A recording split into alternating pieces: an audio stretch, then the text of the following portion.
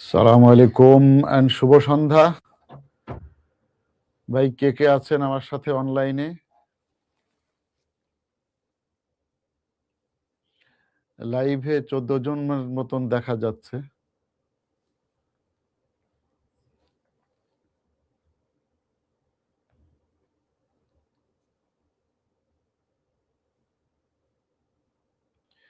কেউ আছেন?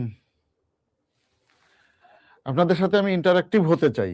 আপনারা যত কথা বলবেন, প্রশ্ন করবেন, তত বেশি ভালো হবে। আর এখনকার সময় আপনারা নিশ্চয়ই ভাইবা দেখছেন যে কিভাবে হচ্ছে।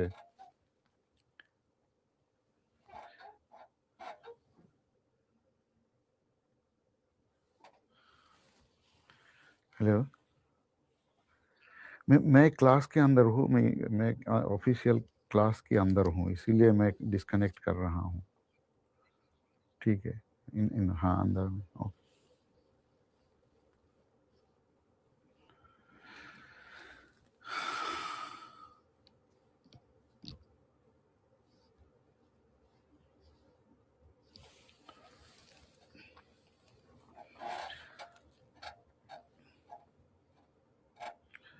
बत्तीस जन, ভালোই।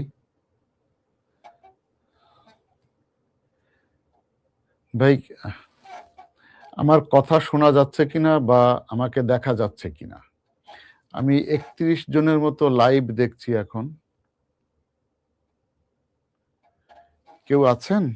কেউ একটু রেসপন্স করবেন, তাহলে দেখা যেত। যারা আছেন তারা যদি একটু কোনো কমেন্ট করেন বা কিছু, তাহলে বোঝা যেত যে হ্যাঁ আপনারা আমাকে শুনতে পাচ্ছেন কিনা, অডিও ঠিক আছে কিনা বা ভিডিও ঠিক আছে কিনা, কথা বলা যেত ভাই। Clear? Sharmin Akter, Shamima, Masha, thank you Sharmin. Audio video দুটোই যদি ক্লিয়ার থাকে, so that is fine. Mosammat Nurun Nahar, আলাইকুম আসসালাম রহমতুল্লাহ। ওয়ালাইকুম আসসালাম। ইমতিহান মানে তো পরীক্ষা ভাই।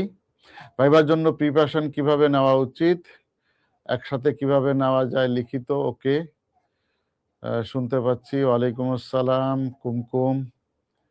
ইনশাআল্লাহ আমরা এগুলো আলাপ করব, বাট আজকে আচ্ছা ক্লিয়ার আছে। Nurun Nahar, thank you. Viva দেখেন দুইটা বিষয়, ভাইবা প্রিলি লিখিত ভাইবা একসাথে আসলেই সম্ভব, এটা ভারীভাবেই সম্ভব। আফরিন, আলাইকুম আসসালাম। জি থ্যাংক ইউ ভাই, মোটামুটি বুঝে গেছি যে হ্যাঁ আপনারা শুনতে পাচ্ছেন। ক্লিয়ারলি অডিবল হলেই তখন কথা বলে আপনাদের জন্য পৌঁছাবে, আমার কাছেও ক্লিয়ার হবে।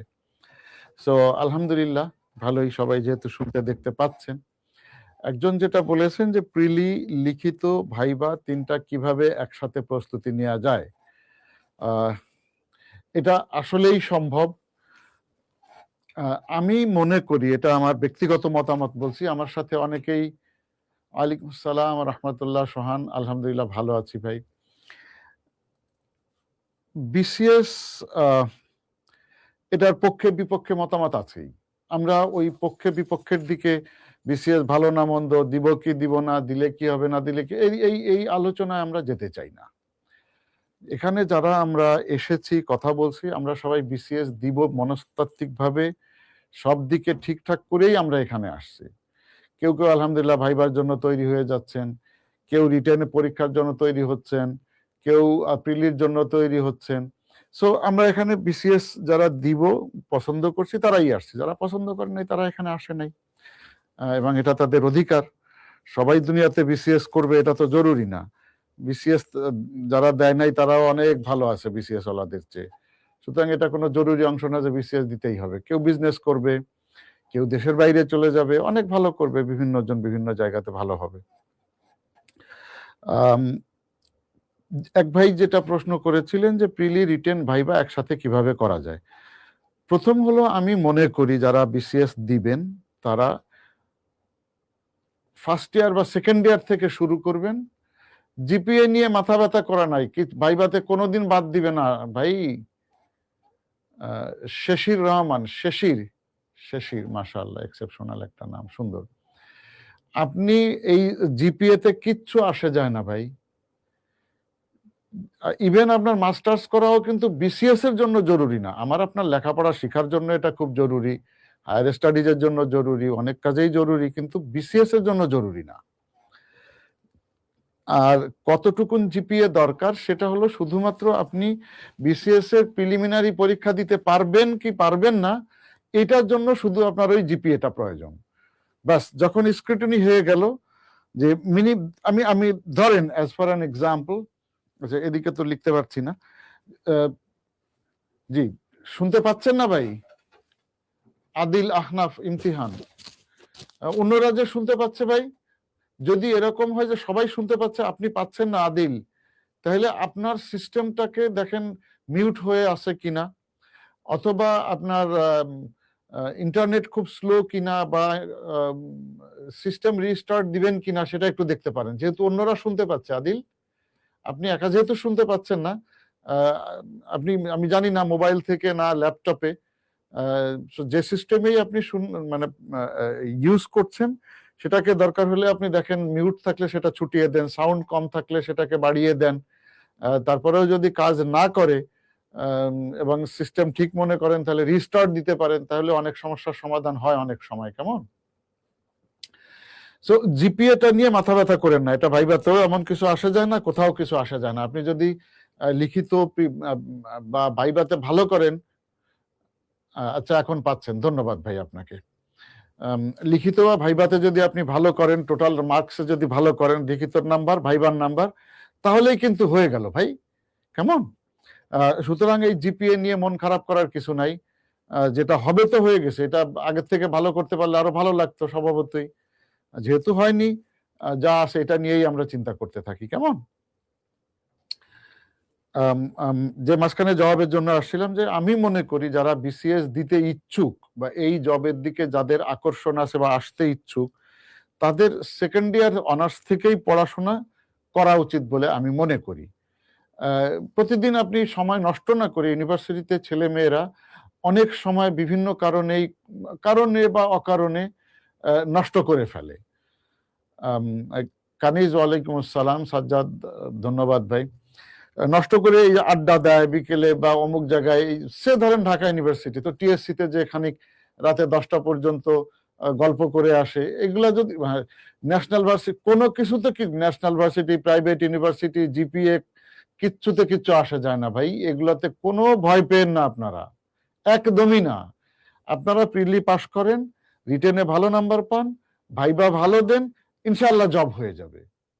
ব্যাস, আপনার একাডেমিক কি ছিল ওইটা হলো আপনি আবেদন করতে যোগ্য কিনা, ওই পর্যন্তই, এরপরে আর কোনো সমস্যা করবে না এটা। কেমন? এটা নিয়ে আপনি দুশ্চিন্তা করেন না।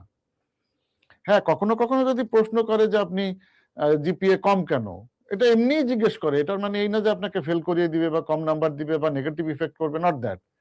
বললে হলো স্যার আসলে আমি পড়াশোনায় অত বেশি মনোযোগী ছিলাম না ভাই, অন্য কিছু করে বেরিয়েছি, এই ধরনের একটা কথা বললেই তো হয়ে গেল। কেমন? সো ওটা নিয়ে আপনারা দুশ্চিন্তা করবেন না কখনো। একটা সেকেন্ড।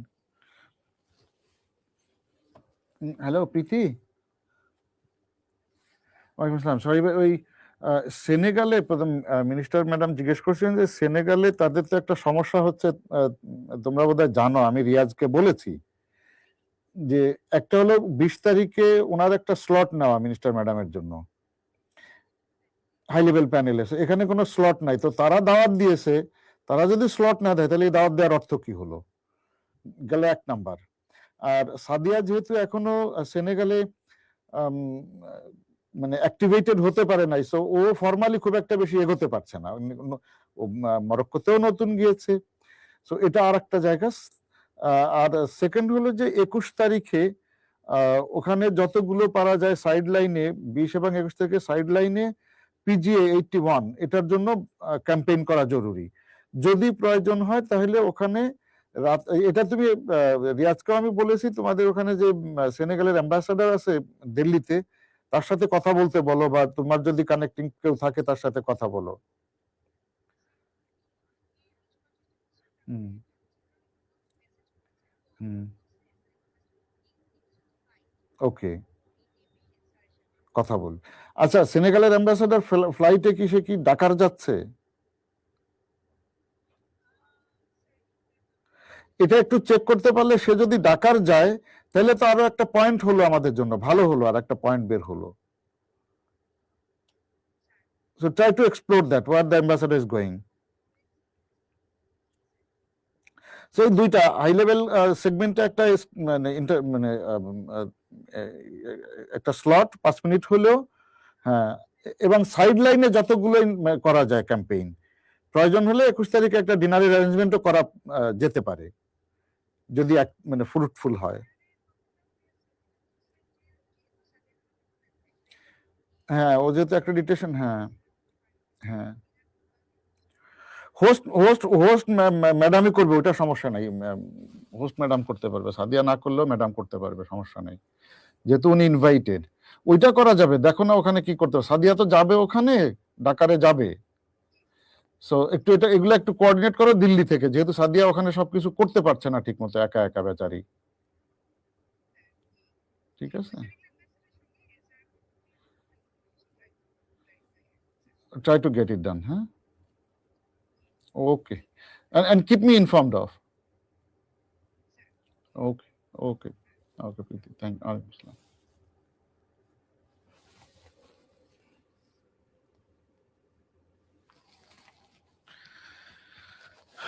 সরি ভাই, আমি যেহেতু অফিস করি, কি করা যাবে বলেন, জরুরি কল ছিল, আমাকে এটা অ্যাটেন্ড করতে হয়েছে, I am sorry. So second year থেকে 1 ঘন্টা 2 ঘন্টা সময় অপচয় না করে, বরং আপনার যে সময়টা আড্ডা দিয়ে টিএসসিতে গিয়ে চা খেয়ে বা এই ধরনের কাজে নষ্ট হয়, বন্ধু বান্ধবের সাথে অকারণ আড্ডা দিয়ে নষ্ট হয়, সেই সময়টাকে আপনি কাজে লাগান। 1 ঘন্টা 2 ঘন্টা করে প্রতিদিন পড়েন। পিএসসি যে স্টাইলে প্রশ্ন করে সেটা দেখেন, এবং ওই স্টাইলে পড়াশোনা প্রতিদিন 1-2 ঘন্টা করলে দেখবেন যে আপনার জন্য সহজ হয়ে আসবে। নিয়মিত পত্রিকা পড়েন, বিভিন্ন সাহিত্য বা এগুলার বইগুলো পড়েন, সেগুলো আপনাকে আরো নলেজ রিচ করবে। রীতিমতো প্রতিদিন পত্রিকা পড়া ছাড়া টিভির খবর দেখা, সেগুলো নোট নেওয়া, এগুলো করতে থাকেন। সো এই যে যে টিভির খবর দেখা, নোট নেওয়া, এগুলো রেগুলার করলে আপনার প্রিলিতেও এখান থেকে কোয়েশ্চেন আসে, রিটেনেও দেখবেন আপনি ইন্টারন্যাশনাল এবং বাংলাদেশ অ্যাফেয়ার্স এইসব জায়গাগুলো থেকে প্রশ্ন পাবেন। ভাইবার সময় তো, ভাইবাটা তো এখন আর আগের মতন নেই, একদম টোটালি এখন অ্যানালিটিক্যাল ধাঁচে বা আপনার সাথে গল্প করতে করতে কথা বলা হয়ে থাকে ভাইবাতে এখন। আগের তুলনায় ওই যে টিপিক্যাল একটা যে ধারণা ছিল যে অমুক কি তমুক কি 3 × 2 = কয়, সেনেগালের রাজধানী কলকাতা, এই ধরনের প্রশ্ন করা হয় না ভাইভাতে। একদম স্বাভাবিক কথা বলতে বলতে ওই আলোচনার ভিতর দিয়েই আপনাকে জাজ করার চেষ্টা করা হয়, অ্যানালিটিক্যাল জায়গাগুলোতেই বেশি যাওয়া হয়। আর যাদের সাবজেক্ট বিষয় আছে সেগুলো তো সাবজেক্ট জিজ্ঞাসা করে, এটা করাটাই স্বাভাবিক। যাদের টেকনিক্যাল ক্যাডার আছে বা প্রফেশনাল ক্যাডার আছে, ওনারা এগুলা প্রশ্ন করেনি। সো এইভাবে আপনি একই সাথে প্রিলি, রিটেন এবং ভাইবার জন্য প্রস্তুতি নিতে পারেন। যে ভাই প্রশ্ন করেছিলেন আমি তাকে বললাম। আচ্ছা, এখন আমরা আসি ভাইবার এই দিক দিয়ে, যে যেহেতু আজকে আমাদের মূল বিষয়টা হলো ভাইবা। সো ভাইবাতে আমাদের ভালো করা দরকার, যেহেতু এখানে একটা বড় নাম্বার রয়েছে। কম সময়ে এখানে বেশি ভালো করা যেমন সম্ভব, কারো কারোর জন্য এটা খারাপ হয়ে যাওয়ার ভয়ও থাকে। ভাইভাতে আপনারা যেটা করবেন না সেটা আগে আমি বলি। কোনোভাবেই ভাই আপনি ঘাবড়াবেন না, একদম বিসমিল্লাহ। যে কোনো মূল্যে এটা প্র্যাকটিস করতে শুরু করুন, ঘাবড়াবেন না, স্মাইলিং থাকবেন। যেটা জবাব সব আমার পারতে হবে এটা জরুরি না। 2-1টা প্রশ্নের জবাব পারি না, বা ঠিক আছে ভাই প্রথমে 5টার মধ্যে আমি 3টাই পারি নাই, কিচ্ছু আসা যায় না, আপনি এটা নিয়ে ভয় পাবেন না। স্মাইলিং থাকেন, একদম স্বতঃস্ফূর্ত থাকেন আপনি, স্পন্টেনিয়াসনেস জরুরি আমার আপনার জন্য, কেমন? স্বতঃস্ফূর্ততার ভিতর দিয়ে থাকুন। যে প্রশ্ন করা হচ্ছে সেই প্রশ্ন বুঝতে চেষ্টা করুন। না বুঝলে আপনি আবার বিনয়ের সাথে সেটাকে আপনি ওনাদের কাছ থেকে জেনে নিতে পারেন। এটা মাথায় রাখবেন যে উনারা যারা ভাইবা নিচ্ছেন, উনারা মুরব্বী মানুষ, আমাদের বাবা চাচাদের মতোই। তো উনারা আমাকে ফেল করার জন্য ওখানে বসেন নাই, নিশ্চিত থাকেন আমাকে ফেল করানোর জন্য বসেন নাই। উনারা ওনাদের দায়িত্ব কেবল পালন করছেন।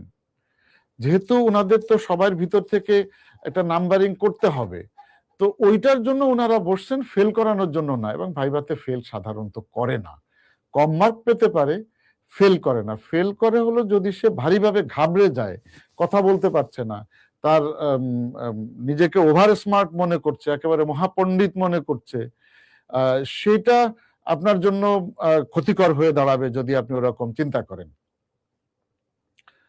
রানা ঘোষ, রানা আদাব, ভাইবার সেরা ক্লাস। আমি বুঝতে পারিনি কবে ভাই, এটা কোথায়? আচ্ছা, সো এনিওয়ে, আমি যেটা বলছি সেটা আমি আমার প্র্যাকটিক্যাল লাইফের অভিজ্ঞতা থেকে বলছি। আমি তো আপনাদের মতো ভাইবা দিয়েছি, এখন ভাইবা নিয়ে থাকি, পিএসসি তেও নিয়েছি ভাইবা, আর আপনাদের সাথে তো বিভিন্ন ফোরামে বিভিন্ন জায়গায় অনেকের সাথে দেখা হয়, কথা হয়। সো ওই আমি আমার অভিজ্ঞতা শুধু আপনাদের সাথে শেয়ার করছি। আপনারা এর ভিতর দিয়ে যে কোনো প্রশ্ন ভাইবা রিলেটেড করলেই ভালো। যেহেতু এটা ভাইবা নিয়ে ক্লাস, কর্তৃপক্ষ এখানে আপনাদের জন্য ভাইবার ক্লাস অ্যারেঞ্জ করেছেন, সো আমরা এটাতেই ফোকাস করলে ভালো হবে ভাই, সময়টাও কাজে লাগানো যাবে। সো আবারও বলি, প্রথম হলো আপনি ঘাবড়াবেন না কোনোভাবে, দ্বিতীয় হলো আপনি স্মাইলিং ফেসে থাকবেন। যখন কোনো প্রশ্নের জবাব জানবেন না তখন সেটাকে জোর করে জবাব দিতে যাবেন না, এবং সত্যটা স্বীকার করুন, সরি স্যার আমার এটা ভালো জানা নাই, সরি স্যার আমার জানা নাই, প্লেইনলি কনফেস করুন, কোনো সমস্যা তাতে নাই।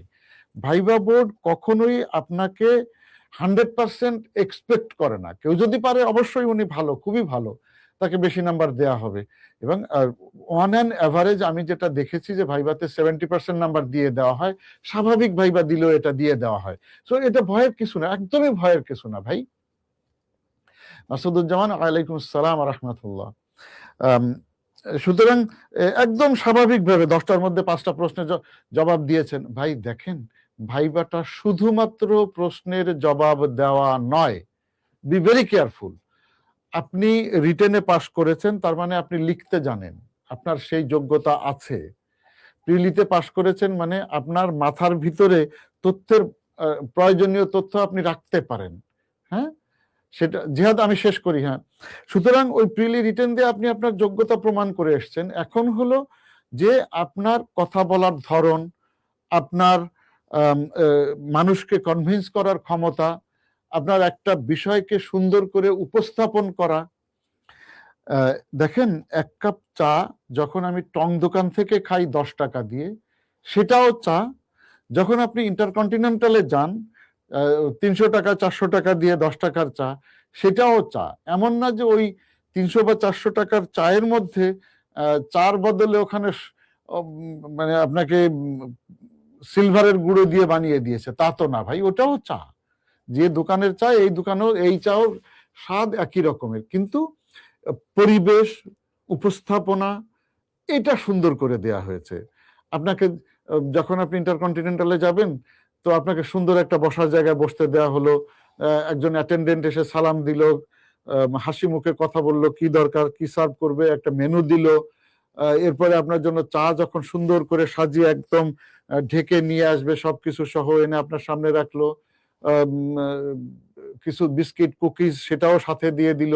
এই যে পরিবেশনা, পরিবেশ এবং পরিবেশনা, এটার কারণেই জিনিসের দাম বেড়ে যায়। চা কিন্তু একই, সে লিপটন টি ওইটা ওই মোড়ের দোকানেও খাই, ইন্টারকন্টিনেন্টালেও খেলাম, জিনিস একই, কিন্তু অবস্থান, আপনি কোথায় বসছেন, কার সাথে বসছেন, কিভাবে আপনাকে সার্ভ করা হচ্ছে, এগুলোর কারণে জিনিসের দাম বেড়ে গেল।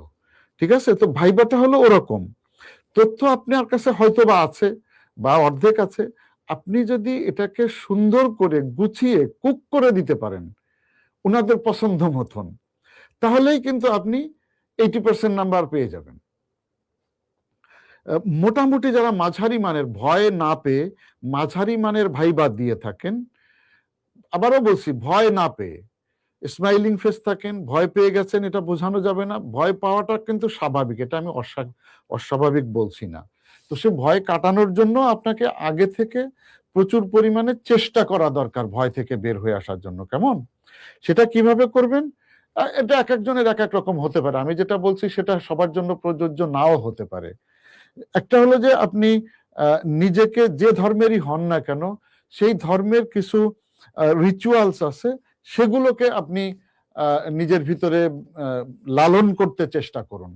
যেমন আমরা যদি মুসলমান হই, আমরা বলি কোরআন তেলাওয়াত করা, দোয়া কালাম করা, নামাজ পড়ে আল্লাহর কাছে দোয়া করা, এরকম। বা যারা সনাতন ধর্মের আছেন তারা কোনো মন্ত্র জপ করা বা তাদের ধর্মীয় রিচুয়াল অনুযায়ী কোনো ধরনের পুজো পার্বণ করা, যেটা হয়, যেটা যার জন্য হয়, তো সেগুলো অনেক সময় মানুষকে শক্তি যোগায়। একটা এটা। দ্বিতীয় হলো যে আপনি এখন থেকেই নিজের সাথে নিজে বুঝতে চেষ্টা করুন এবং নিজেকে বলুন আপনি সরাসরি যে আমি পারি, ভয় পাওয়ার কিছু নাই, কারণ ওখানে যারা আছেন ওরা আমার বাবা চাচার মতনই, ওনারা আমাকে হেল্প করবেন। এবং আসলেই কিন্তু বোর্ড হেল্প করে। আমরা বোর্ডে বসে দেখেছি, যখন দেখি একটা ক্যান্ডিডেট ঠেকে যাচ্ছে, তো তখন তাকে আমরা একটু হেল্প করার চেষ্টা করি, বা ভাইবা বোর্ড একটু হেল্প করার চেষ্টা করে, এইরকম কিনা, এটা কিনা, ওইটা কিনা। এটাও যেমন করে, কোনো কোনো ক্ষেত্রে ইচ্ছে করে তার মানসিক শক্তিটা দেখার জন্য তাকে হয়তো কিছু ইচ্ছে করে মিসগাইড করারও চেষ্টা করতে পারে। ধরেন আমার বাড়ি খুলনায়, বাগেরহাট আমার হোম ডিস্ট্রিক্ট বাগেরহাটে। সো বাগেরহাটটা পড়েছে মোটামুটি এই দিকে, দ্যাট মিনস দক্ষিণের অংশে, বাংলাদেশের দক্ষিণের অংশে। তো এখন কোনোভাবে দেখা গেল যে উনি হয়তো আমাকে পরীক্ষা করতে চাচ্ছেন যে আমি কি জেনে শুনে বলছি না আন্দাজে বলছি, বা আমার ভিতরে কনফিডেন্স আছে কিনা। তো উনি বললেন না না, এটা তো পশ্চিমে, বাগেরহাটটা পশ্চিমে। আমি গিয়েছি তো বাগেরহাট। খুব কনফিডেন্টলি উনি একটা ভুল কথা বলে দিলেন। এর অর্থ এই না যে উনি জানেন না, হতে পারে এর অর্থ হলো যে আপনি আপনার জায়গায় সঠিক কিনা। এরকম যখনই বলা হয় না, তখনই দেখবেন যে ক্যান্ডিডেটরা কেউ কেউ ঘাবড়ে যায়। তো তখন সে হয় চুপ করে থাকে, জবাব দেয় না, অথবা বলে যে জি স্যার, সরি স্যার, ভুল হয়ে গেছে আমার। আসলে কিন্তু তার ভুল হয়নি, সে সঠিকই বলেছে যে এটা বাংলাদেশের দক্ষিণ অঞ্চলের একটা জেলা, একদম উপকূলবর্তী একটা জেলা। তো ও যদি নিশ্চিত হয় যে ক্যান্ডিডেটটা ভাইবা দিচ্ছে, সে যখন নিশ্চিত হয় তখন সে খুব হাসতে হাসতে বলে যায় সরি স্যার, এটা বাংলাদেশের দক্ষিণের একটা জেলা। তো উনিও তখন খুশি হয়ে যাবে যে না, এ আসলে জেনে শুনেই বলেছে, মুখস্থ না। কেমন? সো এটা আপনার বিশ্বাস, কনফিডেন্সকে দেখতে চান ওনারা অনেক সময়। তো এ ধরনের আপনাকে মিসগাইড করে দেখতে চান যে আপনি মিসগাইডেড হন কিনা। তো এটাও একটা বড় বিষয়। এবং ঘাবড়ে গেলে তো বললামই যে ক্ষতি হয়ে যাবে, নাম্বার কমে যাবে। মুখে আপনি এক চিলতে হাসি ধরে রাখুন। হো হো হা হা করার দরকার নেই। কখনো কখনো দেখবেন যে আপনার হাত প্রয়োজন হলে একটু আপনি নাড়াতেই পারেন, অতিরিক্ত যেন না হয়। অতিরিক্ত কোনো কিছুই ভালো না। প্রয়োজনের জন্য আমি ঘাড়টা একটু নাড়াতেই পারি, কিন্তু সেটা যেন আবার অতিরিক্ত না হয়ে যায়। এই যে মসজিদে বা খানকায় বসে আমরা যে জিকির আজকার করতে থাকি জোরে জোরে মাথা নাড়িয়ে, সেরকম কিছু যাতে না হয়ে যায়। ভদ্রতার ভিতরে থেকে, শালীনতার ভিতরে থেকে যে কোনো কিছুই আপনি করতে পারেন। অনেকে আমাকে প্রশ্ন করে থাকেন পোশাকের ব্যাপারে। সো পোশাকও একই কথা ভাই। আমি যখন বিসিএস এর ভাইবা দিয়েছি, জাস্ট একটা প্যান্ট এবং শার্ট পরে চলে গিয়েছি। আপনারা মাশাআল্লাহ টাই পরেন, স্যুট পরেন, সুন্দর জুতা, সেটা ৫ ফিতার জুতা, সেটা ওইটা হবে না, সেটা হবে, কালো হবে না, সবুজ হবে। কত সুন্দর আপনারা যে মানে পোশাকের পিছনে সময় ব্যয় করেন। আমরা আপনাদের মতন এত বেশি মেধাবী বা বুদ্ধিমান ছিলাম না। জাস্ট ঘরে যা ছিল ইস্ত্রি করে পরিষ্কার করে একটা শার্ট আর প্যান্ট পরে পিএসসি তে চলে গেছি ভাই ভাইবা দিতে, একটা জুতা যা ছিল ওই জুতা পরে। কোনো নতুন কিছু করা হয়নি আমার। ভাইবা আমার, আমি এটা সবাইকেই বলি, যে কোনো সিলাতেই বলি, লম্বা সময় আমাকে ভাইবা, আমি প্রথম দিনেই আমার ভাইবা ছিল, যেটাকে আপনারা এখন প্রেসিডেন্সিয়াল বোর্ড বা এই ধরনের নাম দিয়ে থাকেন। তো সেরকম প্রথম দিনের ভাইবা বোর্ড আমার ছিল। প্রথম দিনের কয়েকজনের মধ্যে আমি এবং আমার একজন কলিগ অ্যাম্বাসাডার মোতালেব, আমরা দুইজন প্রথম দিনের ভাইবা বোর্ডে ছিলাম। তো দুইজনই মাশাআল্লাহ ফরেন মিনিস্ট্রিতে এসেছি। তো সেও, তার গায়েও আমি কখনো সুটটুট পরা দেখিনি। আমি তো ক্যাবলাকান্ত সুটটুট ছাড়াই আমি গিয়েছি। সো পিএসসি তো আমাদেরকে ভাই ধমকও দেয়নি, বকাও দেয়নি, ফেলও করিয়ে দেয়নি। মাশাআল্লাহ, ওনারা রিকমেন্ড না করলে তো আমরা চাকরি পাইতাম না। ওনারা রিকমেন্ড করেছেন, তার মানে আমাদেরকে অন্তত পছন্দ খুব বেশি না হইলেও অপছন্দ করেন নাই, সেটা তো নিশ্চিত। আপনার ভিতরের ম্যাটেরিয়াল কি আছে সেটাকে আপনি বোঝাতে চেষ্টা করেন। কে হিজাব পরে গেল, কে হিজাব ছাড়া গেল, এগুলো বড় বিষয় না। বিষয় হলো পোশাকটা এমন শালীনভাবে পরেন যেটা মানুষ দেখে যেন মানে মন্তব্য না করে, কোনো নেগেটিভ মন্তব্য না করে, কি খ্যাতের মতন হলুদ একটা প্যান্ট আর তার সাথে ক্যাটকেটে রঙের লাল একটা শার্ট পরে আসছে, এটা বেওকুফ নাকি? আমি এমনি কথার কথা বললাম, আমি এটা কেউ করবে না আমি জানি, মানে ভদ্রচিত যেটা সুন্দর, কারো পোশাকটা হলো অন্যের পছন্দ। আমরা বলি না খাওয়া নিজের পছন্দে, পোশাকটা অন্যের পছন্দে। তো অন্য একজন মানুষ যখন দেখে এটাকে অপছন্দ না করে, সেটাই ভালো পোশাক। আর যেহেতু এটা একটা ফর্মাল জায়গা, এটা দরকার। কেমন? আচ্ছা, জিহাদ হোসাইন, সাধারণত ভাইবা বোর্ডে কারা কারা কোন ক্যাডারের কর্মকর্তারা প্রশ্ন করে থাকেন? আচ্ছা, ভাইবা বোর্ডে যারাই থাকেন তারাই প্রশ্ন করেন। জিহাদ, ভাইবা বোর্ডে সাধারণত 3 জন সদস্য থাকেন, তার মধ্যে একজন থাকেন চেয়ারম্যান। এই চেয়ারম্যান মহোদয় থাকেন পিএসসির একজন সদস্য, এবং ভাইবাটা ওনার রুমেই হয়। রুমটা একটু বড়, সুন্দর মতো বড় রুম। উনি ওনার নিজের চেয়ারেই বসে থাকেন। উনি পিএসসির যিনি সদস্য, উনি সাধারণত ওই প্রেসিডেন্সিয়াল বোর্ড না হলে এই ভাইবার উনি চেয়ার করেন।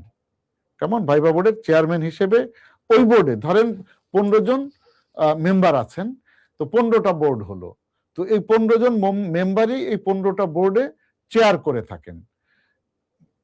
একটা সেকেন্ড একটু ভাই,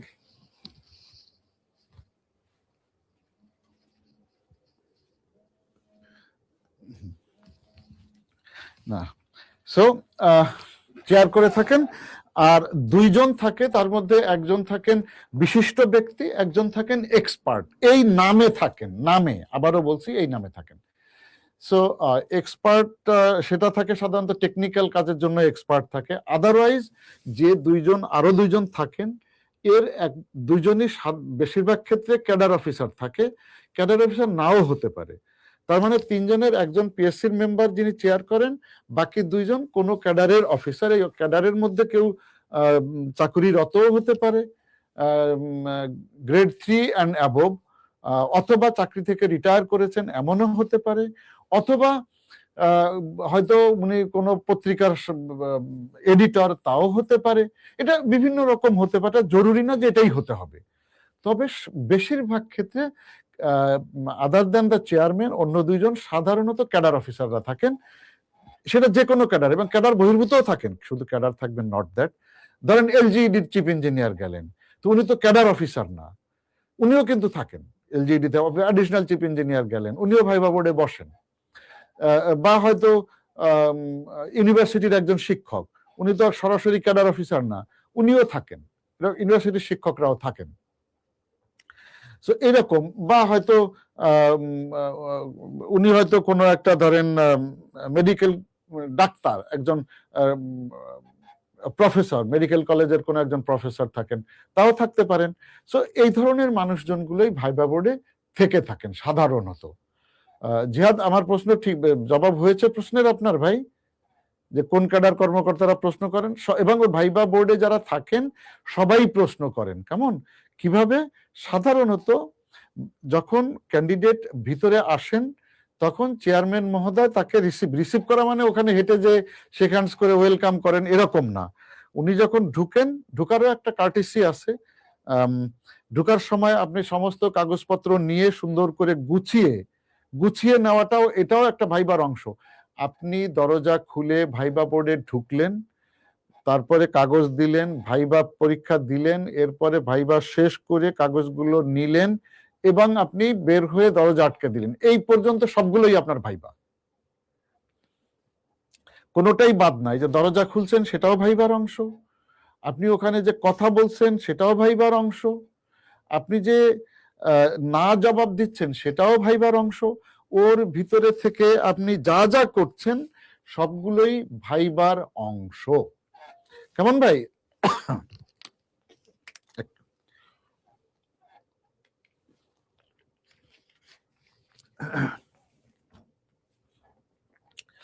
সাধারণত চেয়ারম্যান মহোদয় যখন যিনি ক্যান্ডিডেট যায়, সে ঢুকবেন, তার ধর্ম অনুযায়ী উনি অভিবাদন দিবেন। মুসলমানরা সাধারণত আমরা আসসালামু আলাইকুম বলি, এটাও পরিপূর্ণভাবে সালাম আলাইকুম, সালাম আলাইকুম, এটা ভাই শোভনীয় নয়। শব্দটা হলো আসসালামু আলাইকুম। আপনি পুরোটা সুন্দরভাবে দেন আসসালামু আলাইকুম। কেউ কেউ আমরা দেখেছি দু একজন আসসালামু আলাইকুম, সালাম আলাইকুম, সালাম আলাইকুম স্যার, এই যে তিনজন সবাইকে দেয়, তিনবার দেয়, এটারও দরকার নেই। হ্যাঁ, একবার আসসালামু আলাইকুম, একদম আসসালামু আলাইকুম। এই যে দেখেন রাশিদুজ্জামান রানা সুন্দরভাবে এখানে সালাম আসসালামু আলাইকুম, কেমন, এতটুকুনি বাস, একবারই বললেই যথেষ্ট। নাফিস আপনি এখানে কেন ভাই? হ্যাঁ, রামানুজম অঙ্কের এক্সপার্ট, আলহামদুলিল্লাহ নাফিস ভালো আছি ভাই, আপনার দোয়া, আপনি ভালো আছেন তো?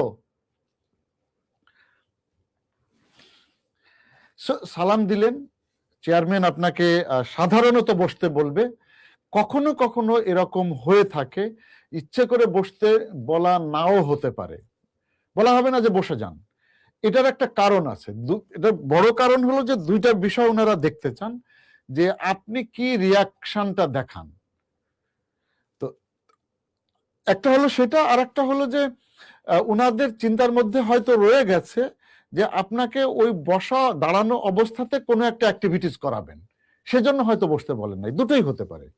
তো সেটা অবস্থার প্রেক্ষিতে আপনি সেটাকে ম্যানেজ করবেন বা ট্যাকল দিবেন বা জবাব দিবেন। যদি দেখেন যে না ওনারা হয়তো ভুলের কারণে সালাম মানে বসতে বলেন নাই, তখন আপনি একটা সার্টেন টাইম পরে হাফ মিনিট বা সর্বোচ্চ 1 মিনিট পরে আপনি অনুমতি নিতে পারেন, স্যার আমি কি বসতে পারি? সো তারপরে ওনার যেটা বলার, বসেন বসেন না যা বলার উনি তখন বলবেন। বাট নর্মাল হলো যে আপনি ঢুকলেন, সালাম দিলেন সুন্দরভাবে, তখন চেয়ারম্যান আপনাকে বসতে বলবেন।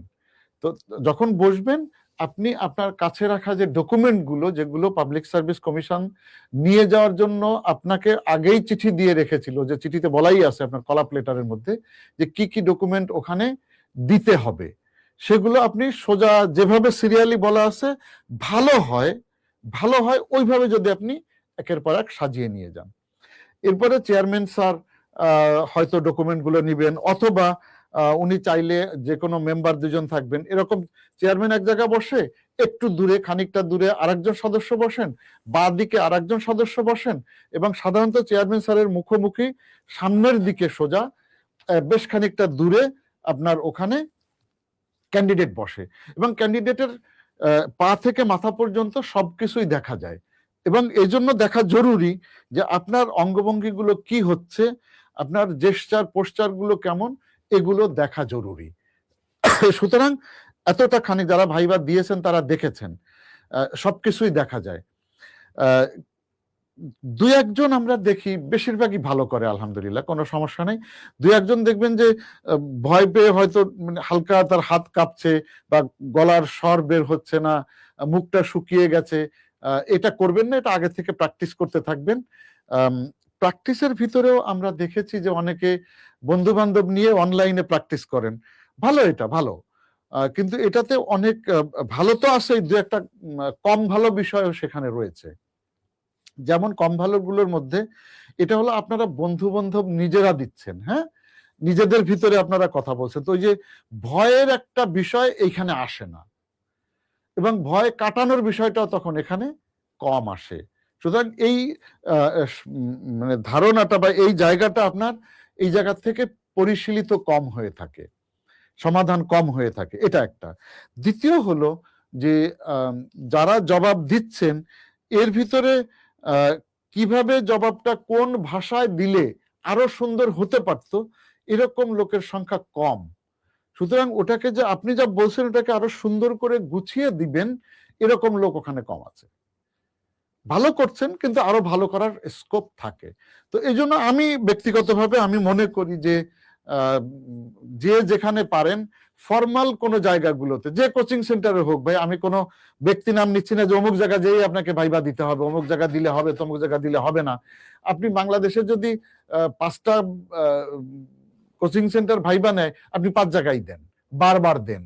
তো এটা এই জন্য বলছি, আপনি তাদের কাছ থেকে সব জবাব নিবেন সেটা আমি বলছি না, যে যা বলছে সব জবাব আপনি একেবারে বাইবেল মনে করে সেটাকেই সঠিক মনে করেন, সেটা আমি বলছি না। আমি শুধু বলছি যে বারবার ভাইবা দিলে সঠিক বা বেঠিক এটা আপনি দেখবেন যে হয়তো আপনি এক্স কোচিং সেন্টারে গিয়েছেন, তারা বললো যে 3, 2, 5 হয়, ওয়াই কোচিং সেন্টারে গেছেন, ও বললো না না 3 2 তো 6 হয়। এখন দুজনেরই এক্সপ্লানেশন আছে, আমি বলছি না যে এক্সপ্লানেশন নেই। তো এই ছোটখাটো ব্যত্যয় হয়ে থাকে। তো এখানে আপনাকে কিছু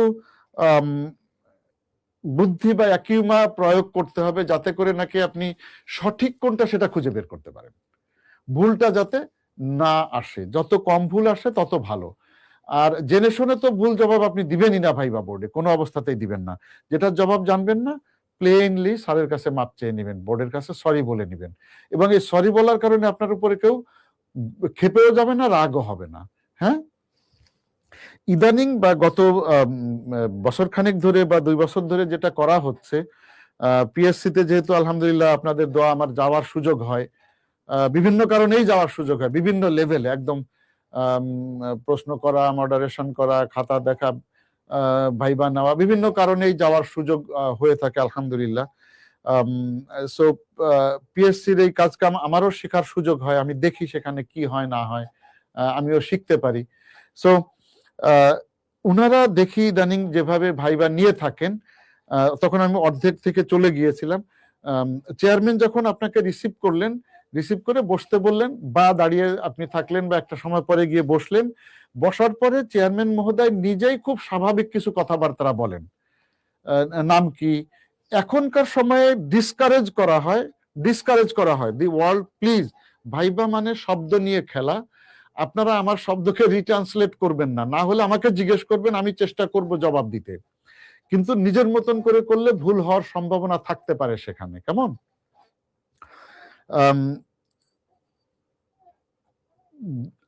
ওখানে যখন আপনি ভাইভাতে গেলেন, তো চেয়ারম্যান মহোদয় কিছু জিনিসকে নিষেধ করা হয়ে থাকে, বাড়ি কোথায়, কোন কলেজে পড়ে, কোন ইউনিভার্সিটিতে পড়েছেন, এগুলো সাধারণত একটু ডিসকারেজ করা হয়। তো ডিসকারেজ করা মানে এই না যে এটা জিজ্ঞেস করলে কবিরা গুনাহ হয়ে যাবে, কেউ কেউ জিজ্ঞাসা করেও থাকেন, কিন্তু একটা কমন গাইডলাইনের ভিতরে এটাকে ডিসকারেজ করা হয়। কারণ ধরেন আমার বাড়ি বাগেরহাট, তো হতে পারে আমি তো মানুষ ভাই, রক্তে মাংসে গড়া, আমি ফেরেশতা নই বা শয়তানও নই।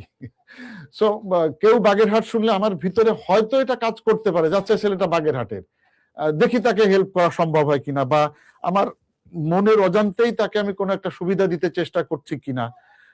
সুতরাং আমি যদি তার বাড়ি কোথায় জিজ্ঞাসা না করি, তাহলে তো এই ফাপড়ে পড়তে হয় না।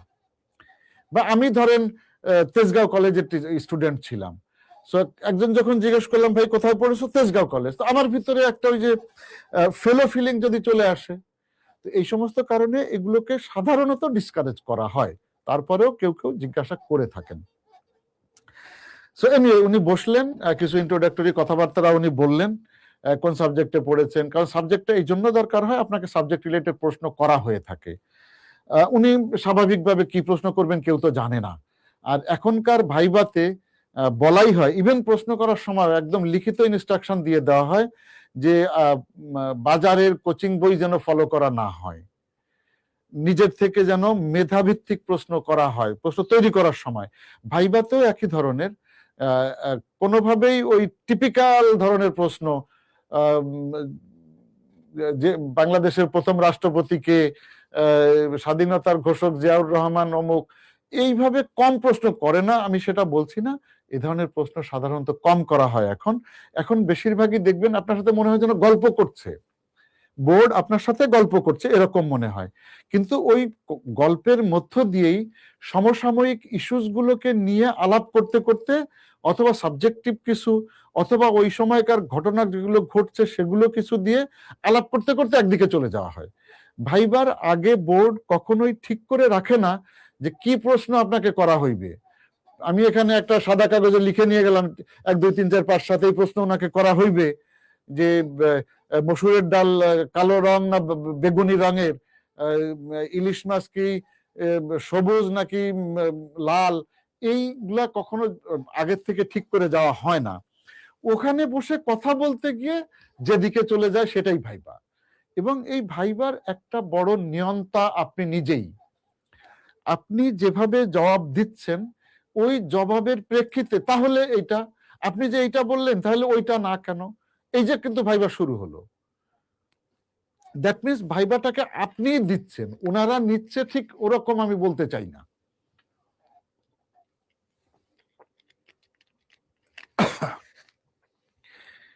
শিশির, কোনো সমস্যা নাই, বাংলা তো খুবই ভালো সাবজেক্ট ভাই। কাস্টমস কেন, আপনি যে কোনো ক্যাডারই ফার্স্ট চয়েস দিলে কোনো সমস্যা নাই। কাস্টমসের জন্য কি কোনো স্পেসিফিক লেখাপড়ার বিষয় আছে যে তাকে কাস্টমসের জন্য ওই সাবজেক্টেই পড়তে হবে? এরকম তো কোনো কথা নেই ভাই। সাবজেক্ট শুধুমাত্র দুইটা কাজে লাগে। আপনার যদি কোনো ওই সাবজেক্ট রিলেটেড জবের বিষয় থাকে তখন সেটা প্রয়োজন হয়, অথবা ওই ভাইবার জন্য জিজ্ঞেস করে যে আচ্ছা ঠিক আছে, আপনি তো বাংলা সাবজেক্টে পড়েছেন, বাংলা ভাষাকে কি করলে আরো সহজ করা যায়, রস্বীকার না দীর্ঘইকার, এই ঝামেলা থেকে কিভাবে বাঁচা যেতে পারে। আমি জাস্ট বললামই, এই ছাড়া খুব বেশি বিরক্ত আপনাকে কেন বাংলা সাবজেক্টে আপনি কাস্টমস প্রথম পছন্দ দিলেন, এই ধরনের প্রশ্ন সাধারণত কেউ করে না। যেটা করতে পারে যে আপনি যে এই সাবজেক্টে পড়েছেন এই জ্ঞানটা ক্যাডার সাবজেক্ট ক্যাডার যে ক্যাডার আপনি দিয়েছেন সেখানে কিভাবে কাজে লাগাতে পারেন। এইটাও আর একটা বড় বিষয় যে আপনি আমরা অনেককেই দেখি যে এটা নিয়ে বড় ঘেমে যায় যে আমি ইলেকট্রিক্যাল ইঞ্জিনিয়ার, কেন আমি ফরেন সার্ভিস প্রথম পছন্দ দিলাম। ভাই গড সেক, এই সাবজেক্ট খুব বেশি সরাসরি কাজে লাগে না। শুধুমাত্র শিক্ষক অথবা যারা টেকনিক্যাল ক্যাডার, ডাক্তার, ইঞ্জিনিয়ার এই ধরনের ছাড়া সরাসরি, ভাই আমি এই 1991 এর বিসিএস, আমি 35-36 বছর ধরে সরকারের চাকরি করলাম, আজ পর্যন্ত আমার ইলেকট্রিক্যাল ইঞ্জিনিয়ারিং এর লেখাপড়া ভাই ফরেন মিনিস্ট্রিতে কোনো কাজে লাগে না। ইলেকট্রিক্যাল ইঞ্জিনিয়ারিং আমি পাশ করেছিলাম যেটা থেকে, সরাসরি এটা কাজে লাগে নাই, একদমই না। সুতরাং এই সাবজেক্ট নিয়ে এত বেশি কষ্ট পেয়ে না, কিছু মনেও করেন না। সাবজেক্ট নিয়ে যা পেয়েছেন পড়েছেন, আলহামদুলিল্লাহ। এখন আপনি রিটেন ভাইবা ভালো করেন, আল্লাহ চায় তো চাকরি। আমার ভাই খুব কাটকোট্টা ভাবে যদি বলি, আমার একটা চাকরি দরকার, সেজন্য আমি বিসিএস এ এসেছি।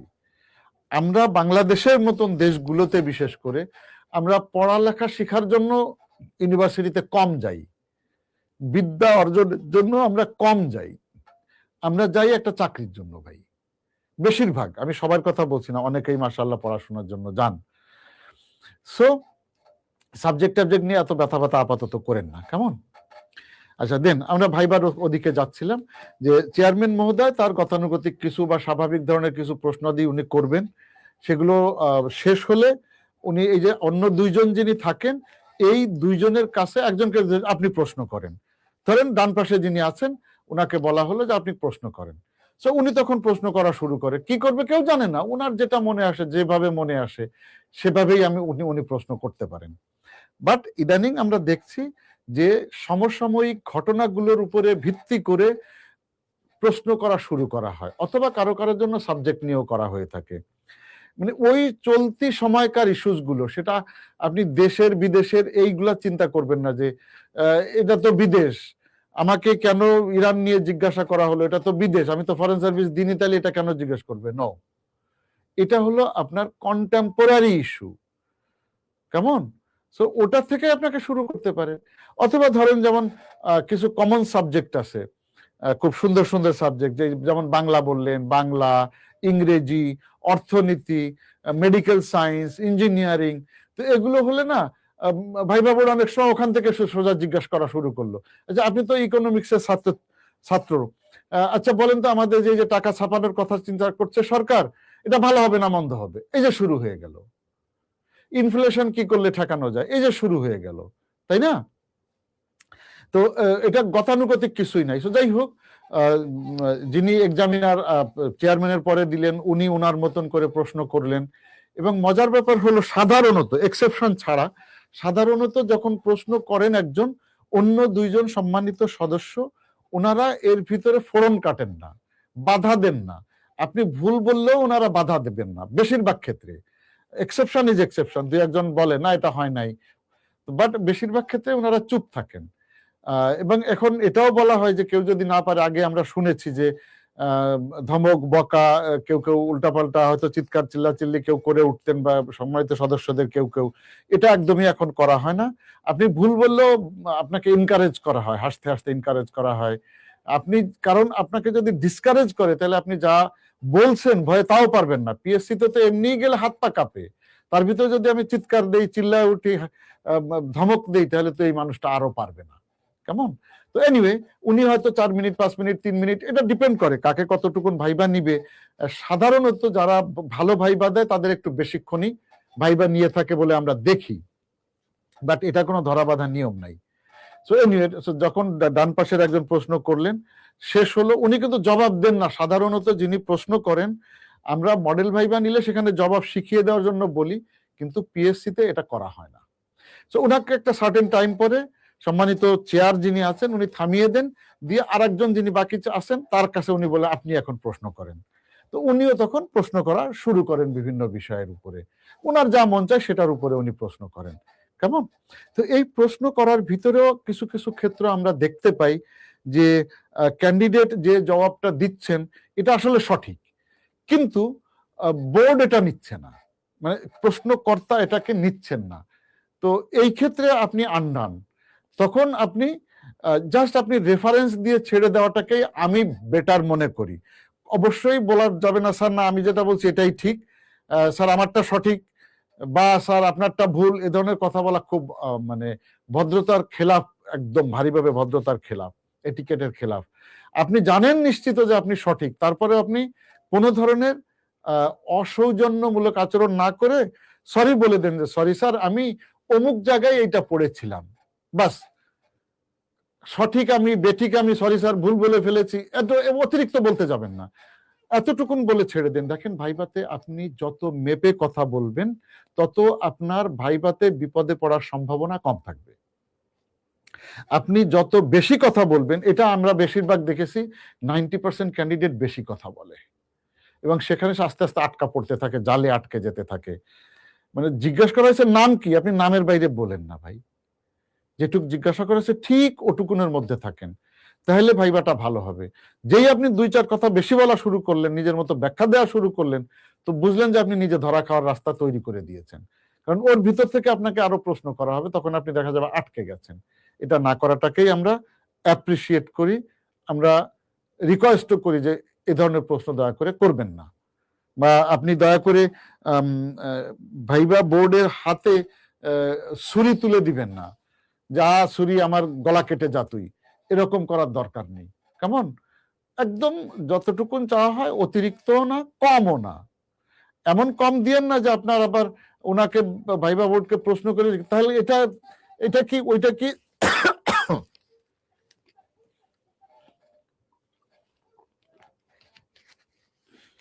as for an example, আমি কমনলি যেটা বলি, ধরেন বোর্ড আমাকে জিজ্ঞাসা করলো যে সকালে কি খেয়েছো, তো আপনারা এখন যদি কথা বলতেন আমার সাথে, আমি এটা আপনাদেরকে জিজ্ঞেস করতাম কি খেয়েছো, তো কেউ বলে স্যার রুটি খেয়ে আসছি, এটাও হাফ হয়ে গেল। রুটির সাথে শুধু রুটি আপনি খান নাই, হয় ওটার সাথে ভাজি নিয়েছেন, ডিম নিয়েছেন, মাংস নিয়েছেন, অন্য কিছু নিয়েছেন, শুধু রুটি খান নাই। তো পুরো জবাবটা হলো যে সকালে আমি সবজি ভাজি দিয়ে রুটি খেয়ে এসছি এবং ডিম সবজি ভাজি রুটি দিয়ে খেয়ে এসছি, আপাতত এতটুকুনি। তো যখনই আপনি বলছেন রুটি খেয়ে আসছি বা খিচুড়ি খেয়ে আসছি, তো জিজ্ঞেস করবে খিচুড়ি কি শুধু খিচুড়ি নাকি ওর ভিতর ডিম ভাজিও ছিল, তার মানে আপনি ওনাকে বাধ্য করছেন আপনাকে আরেকটা সম্পূরক প্রশ্ন করতে, বরং আপনার জবাবের ভিতরে সম্পূর্ণতা থাকবে, অতিরিক্ততা থাকবে না, অথবা মানে কমও থাকবে না। কেমন? স্যার খিচুড়িও খেয়েছি, রুটিও ছিল, রুটি খাওয়ার ইচ্ছে করছিল, কিন্তু স্যার খিচুড়িটা মজা হতে আর রুটিটা খাই নাই। ভাই এত কথা বলতে কে বলেছে আপনাকে, রাইট? আমরা অত কথা বলবো না, যেটুকুন অতটুকুনের ভিতরে সীমাবদ্ধ থাকাটাই ভদ্রতা। এবং প্রশ্নের জবাব দেওয়ার সময় দেখবেন যিনি প্রশ্নকর্তা, দয়া করে উনার মুখের দিকে তাকিয়ে জবাব দিবেন। আপনি ফেস টু ফেস বা চোখের দিকে তাকিয়ে কথা বলাটা, এটাই ভদ্রতা। দু একজনকে আমরা চোখের দিকে তাকালে না অনেক কিছুই বোঝা যায়, অনেক কিছু ফিলও করা যায়। অনেককে আমরা দেখি যে নিচের দিকে তাকিয়ে জবাব দিচ্ছে, উপরে ছাদের দিকে তাকিয়ে জবাব দিচ্ছে, মানে যিনি প্রশ্ন করেছেন উনার দিকে তাকিয়ে জবাব দেওয়াটাই ভদ্রতা। হ্যাঁ, এরপরে যদি জবাব বড় হয়ে যায়, বা কখনো হতেই পারে যে লম্বা হচ্ছে, বা 25-30 সেকেন্ডের মধ্যে। এবং আবার নর্মাল জবাব হলো আপনার হাফ মিনিটের মধ্যে শেষ করা উচিত, হাফ মিনিট থেকে 45 সেকেন্ড। এটা প্র্যাকটিস না করলে পারবেন না। সো আপনার জবাব যতটুকুন, ধরেন যদি 1 মিনিটের জবাব হয়, তখন যিনি প্রশ্নকর্তা উনার দিকে তাকিয়ে আপনি জবাব দেওয়া শুরু করলেন, এরপরে অন্য দুজনকেও আপনি ভদ্রভাবে একটু শেয়ার করলেন। মাসির মতো মাথা জোরে সোরে নাড়িয়ে এদিক ওদিক করার দরকার নাই, অল্পক্ষণে আপনি তাদের দিকেও তাকালেন। তাহলে আপনার আই কন্ট্যাক্টটা বেটার হতে পারে, ভালো হতে পারে। এবং আই কন্ট্যাক্টটা ভাইবার জন্য একটা গুরুত্বপূর্ণ জায়গা বটে। যখন ভাইবার নাম্বার দেয়া হয়, যাই হোক, এরকম প্রশ্ন করার পরে যখন ক্যান্ডিডেট চলে যান, অনেকে দেখি আমরা ভয়ে, ওই যে সে যে ডকুমেন্ট গুলো দিয়ে গেছে এগুলাও নিতে ভয় পায়, মানে ভুলে যায়। তো গেটের থেকে ডাক দিতে হয়, এই অমুক চলে গেছে, তার কাগজ নিয়ে যেতে বলো। এটাও ঠিক না। আপনার যেটা নেওয়ার, আপনি বোর্ড থেকে যখন ভাইবা শেষ হয়ে গেল, আপনি ধন্যবাদ দিয়ে ঠান্ডা মাথায় উঠে আপনি ডকুমেন্টগুলো নিয়ে ধীরে সুস্থে বেরিয়ে যান। বের হওয়ার সময়ও আমরা দু একজনকে দেখি যে এই ভূতের মতো পিছন দিক দিয়ে হাঁটছে। ভাই, আপনি কোনো দরগায় যান নাই, বাবাজির দরগা বা অমুকের খানকা, এসব জায়গা তো আপনি যাননি ভাই। ভদ্র, আপনি অফিসার হতে গেছেন। হ্যাঁ, বের হওয়ার জন্য ঠিক আছে, আপনি ধরেন চেয়ার থেকে যে উঠে বের হলেন, 1-2 পা পিছনে ফিরে, এরপরে আপনি অ্যাবাউট টার্ন দরজার দিকে চলে যান। নরমালি স্বাভাবিকভাবে হেঁটে আপনি দরজা দিয়ে বের হয়ে চলে যান। দরজায় লাগিয়ে রেখে যান, শব্দ যেন না হয় অকারণে। খুব সুন্দর করে স্লাইড করেন, দরজাগুলো স্লাইডিং সাধারণত। এগুলো তো ভদ্রতার জায়গা, এগুলো থাকেই। কেমন? সো এবং বেশিরভাগ, আমি যেহেতু বললাম এরপর প্রশ্নের জায়গাগুলোতে যে অ্যানালিটিক্যাল হয়, তো অ্যানালিসিসটা তখনই আপনি ভালো পারবেন যখন ওই বিষয়টা সম্পর্কে আপনার ধারণা থাকবে। আপনার যদি ধারণা ভালো না থাকে, তাহলে কিন্তু আপনার অ্যানালিসিস ভালো হবে না। ধারণা কোথা থেকে ভালো হবে? আপনি নিয়মিত পত্রিকা পড়বেন, নিয়মিত। ভাই, যে পত্রিকাই পড়েন, আমার সেগুলা নিয়ে আপত্তির কিছু নাই। বেটার, এখন তো অনলাইনে সব পাওয়া যায়, 2-3টা পত্রিকা পড়া। আরেকটা হলো ইংরেজি। আমাদের কারো কারো মধ্যে ইংরেজিতে কিছুটা দুর্বলতা থাকে। ভাই, আপনারা নিজেরাও জানেন, আমিও বলছি, আপনাদের ইংরেজি অজানা নয়, শুধু প্র্যাকটিস না করার কারণে ইংরেজি ভীতি আমাদের মধ্যে কাজ করে। ভাই, আমি যেহেতু 26টা ক্যারেক্টার জানি, ABCD, তার মানে আমি ইংরেজি জানি। ইংরেজি দেখে পড়তে পারি, তার মানে জানি। যেটা পারি না সেটা হলো প্র্যাকটিসের কারণে আমি এটা ডেলিভারি দিতে পারি না। আপনাকে খুব কঠিন ইংরেজি বলে জবাব দিতে হবে, নট নেসেসারি। আপনি খুব ভদ্র ভাষায় সাবলীল ভাবে থেকে সহজ ইংরেজিতে বলেন। সহজভাবে ইংরেজি বলাটাই কঠিন, এটাই স্ট্যান্ডার্ড ইংরেজি।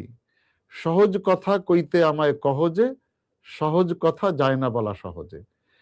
সহজ করে বলাটাই আপনার আর্ট। বঙ্কিমীয় বাংলা প্রয়োজন নেই এখন আর, ওটা সাহিত্যের ভাষা, ঠিক আছে। কেমন? কারো কারো আঞ্চলিকতা চলে আসে কথার মধ্যে, এটা খুব বেশি দোষের আমি মনে করি না, বাট প্র্যাকটিস করে যতটুকুন আপনি পরিশীলিত করতে পারেন। আমি কথা বললে আমার বাড়ি যে খুলনায়, এটা আসবেই, এটা অত সহজে আমি ঠেকাতে পারবো না, কারণ আমি জন্ম থেকে ওই ভাষায় কথা বলে এসেছি, ওই অ্যাকসেন্টে কথা বলে এসেছি। কারো বাড়ি বরিশাল, নোয়াখালী, সিলেট, কুমিল্লা, তো তার আঞ্চলিক শব্দ আসবেই 2-1টা। এটা নিয়ে ভয় পাওয়ার কিছু নাই। হ্যাঁ, practice makes a man perfect. যতটা পারেন প্র্যাকটিস করে করে কথার ভিতরেও যতটুকুন কম পারা যায় আঞ্চলিকতাকে নিয়ে আসা। এই যে বেঁধে যাওয়া কথা বলতে, সেটাও প্র্যাকটিস করতে করতে সুন্দর হয়ে যাবে। গুছিয়ে কথা বলা, কম কথায় জবাব দেওয়ার চেষ্টা, কম মানে আমি প্রয়োজনের চেয়ে কম বলিনি, যতটুকুন প্রয়োজন অতটুকুনে মেপে কথা বলা, এগুলো প্র্যাকটিস করলে ইনশাআল্লাহ আপনাদের ঠিক হয়ে যাবে। যত প্র্যাকটিস করবেন তত ঠিক হবে। প্র্যাকটিস না করলে যাই বলেন, এটা ঠিক হবে না। 2-1জনকে মনে করে যে ভাইবা বোর্ডে গিয়েই মেরে দিব, আরে তো পারা আছে, অসুবিধা নাই। তো তারা মেরে ঠিকই দেয়, কিন্তু নিজেও মরে যায়। একটা ফারিয়া সুপ্তি অনেকক্ষণ ধরে একটা বিষয়ে লিখে রেখেছেন, আমি কথার কারণে ওটা জবাব দিতে পারিনি। ওয়ালাইকুম আসসালাম। বোথ ক্যাডারে এক্সাম দিয়ে শুধু জেনারেলে পাশ করলে ভাইবা বোর্ডে কি নেতিবাচক প্রভাব পড়বে? ফারিয়া, আপনি কিছু মনে করবেন না বোন, যেহেতু আমি এখানে আমি টিচার নই, আপনাদের বড় ভাই, তারপরেও বড় ভাই হিসেবে সেই অধিকারের ভিত্তিতে বলছি, নেগেটিভ ভাবে নিবেন না। র হবে না, এটা র হবে, পড়বে। কেমন? আপনি প্রভাব পড়বে, র, এই পড়া হলো পরিধান করা। কেমন? যদি জিজ্ঞেস করে যে কেন পাস আসেনি, সেক্ষেত্রে উত্তরটা কি রকম হতে পারে স্যার? আর স্যার, বোথে না আসা মানে কি ক্যাডার পাওয়া অসম্ভব? কোনোটাই আপনার ভয় পাওয়ার কিছু নাই, একদমই না। আপনি বোথ ক্যাডারের জন্য দিয়েছেন, উভয় ক্যাডারের জন্য আপনি দিয়েছেন। আপনার টেকনিক্যাল সাবজেক্ট যেটা ছিল নিজের সাবজেক্ট, সেটা তো কোনো কারণে ফেল হয়েছে, হতেই পারে, সেটা ফেল হওয়া কোনো কবিরা গুনাহ নয়। তো আপনাকে যদি জিজ্ঞাসা করে আপনি বোথে দিয়েছিলেন, কেন পাশ করেন নাই বার একটা, তো বললে হলো স্যার আসলে আমার নিজের বিষয়ে সিলেবাস অনেক বেশি ছিল, আমি জানি না, আমি একটা কমন একটা স্ট্রাকচারের কথা বলছি, সবার ক্ষেত্রে এটা সঠিক হবে না। স্যার আমার সময়ও কম ছিল, রিভিশন দিতে পারিনি, মাস্টার্স করার পরে অনেকদিন ওই সাবজেক্টগুলো ভালো করে পড়তেও পারি নাই, প্রস্তুতি স্যার খুব একটা ভালো ছিল না আমার নিজের বিষয়ে, বাস হয়ে গেল সত্য কথাটা, তাই না? এবং স্যার আমি যতটুকুন পড়েছিলাম এর মধ্যে দিয়েও প্রশ্ন কমন পড়েনি, এই জন্য ভালো হয়নি। তো এটা তো কোনো গুনার কিছু নাই ভাই, হতেই পারে সেটা। কেমন? তো এই জন্য জিজ্ঞেস করলে এরকম বললে আমি সৎ থাকতে চাই, অনেস্টি দেখাতে চাই। আর বোথে না আসা মানে কোনো ক্যাডার পাবো কিনা, এটা অবান্তর প্রশ্ন ফারিয়া। আপনি যদি ওই জেনারেল ক্যাডারেও ভালো ভাইবা দেন, আপনি জেনারেল ক্যাডারে টিকে যাবেন ইনশাআল্লাহ। রিটেনে যদি ভালো নাম্বার এসে থাকে, আপনার নিজের বিষয় বাদ দিয়ে, যেহেতু আপনার বোথের নিজের বিষয়টাতে ভালো হয়নি, অন্যগুলো তখন কনসিডারেশনে নিবে, সেখানে যদি নাম্বার ভালো হয়, ভাইবাতে যদি আপনি স্মার্টনেস দেখাতে পারেন, সো আলহামদুলিল্লাহ আপনার চাকরি হয়ে যাবে, কোনো সমস্যা নাই। ক্যাডার পাওয়া কোনোভাবেই অসম্ভব না ভাই, একদমই না, এটা মাথায় নিবেন না। হ্যাঁ, সম্রাট খন্দকার স্যার, যখন বুঝতে পারি কেউ আমাকে দেখছে, তখন স্বাভাবিকভাবে হাঁটতে সমস্যা হয়, এটা কিভাবে ঠিক করা যায় একটু জানাবেন দয়া করে। আচ্ছা সম্রাট, এটা আপনার না, এটা অনেকেরই হতে পারে, এটা একটা সাইকোলজিক্যাল বিষয়। দেখেন, আমি খাই, ক্ষুধা লাগে, আমি খাই, এই খাওয়াটাকে আমি খাই দুনিয়াতে না সবাই খায় বলেন তো? হ্যাঁ, কেউ হয়তো বিরিয়ানি খায়, আমি হয়তো সাদা ভাত আর চিংড়ি লাউ দিয়ে খাই, তো আমার জন্য এটাই ভালো, অসুবিধা কোথায়? ওইটা প্রকৃতি আমাকে যেভাবে দিয়েছে। সবাই তো হাঁটে, যিনি সচিব উনিও হাঁটেন, যিনি পিয়ন তিনিও হাঁটেন, তো ওইখানে তো হাঁটার সময় আমি নিশ্চয়ই কোনো অশালীন ভাবে আমি হাঁটি না, যে একেবারে ভেঙে চুরে নাচের মতন দুলতে দুলতে হাঁটি, নো, কোনো সমস্যা নাই।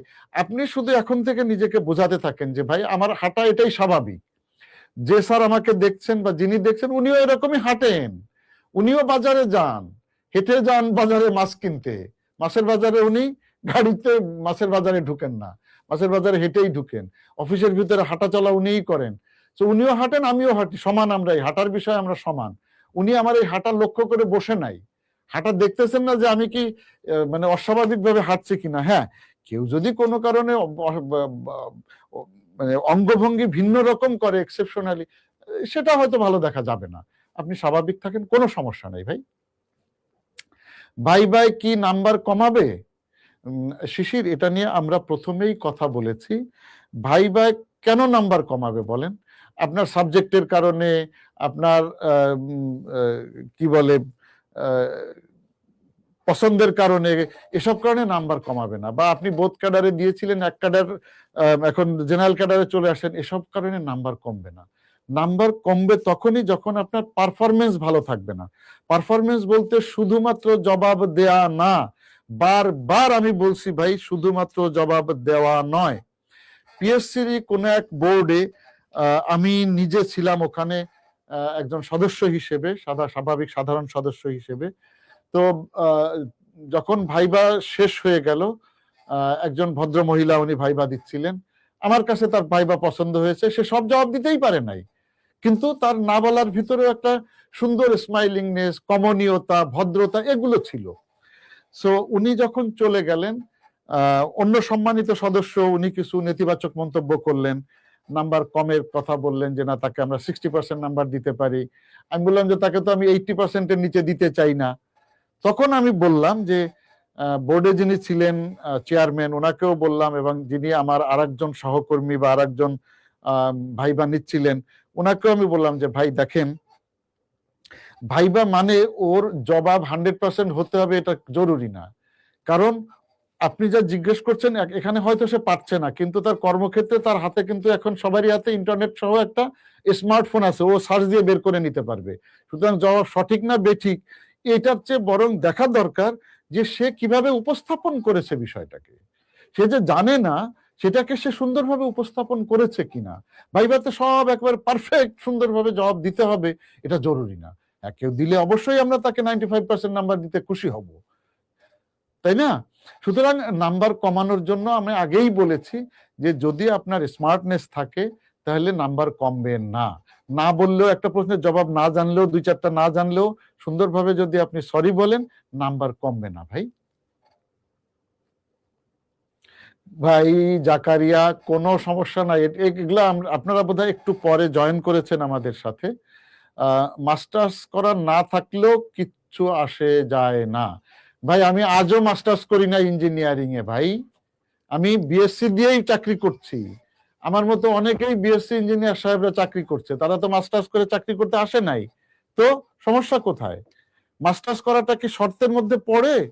পিএসসি যখন সার্কুলার দিয়েছে তখন কি আপনারা কোথাও দেখেছেন যে মাস্টার্স না হইলে আপনার চাকরি হইবে না? বলা আছে ভাই অনার্স 4 বছরের হতে হবে। না হলে তখন, যদি কারো অনার্স না হয় তখন মাস্টার্সের শর্ত জুড়ে দেওয়া হয়। পিএসসি তে বলাই থাকে। টেকনিক্যাল ক্যাডারের জন্য না ভাই। ধরেন একজন শিক্ষক হবেন, কলেজের শিক্ষক হবেন, ওনার জন্য কি আপনি মনে করেন লেখা আছে সে আপনি ফিজিক্সের শিক্ষক হতে চান, লেখা আছে যে তাকে শিক্ষক হইতে হলে ফিজিক্সে মাস্টার্স করা থাকতে হবে? যদি লেখা থাকে তাহলে এটা জরুরি, যদি লেখা না থাকে তাহলে জরুরি নয়। কেমন?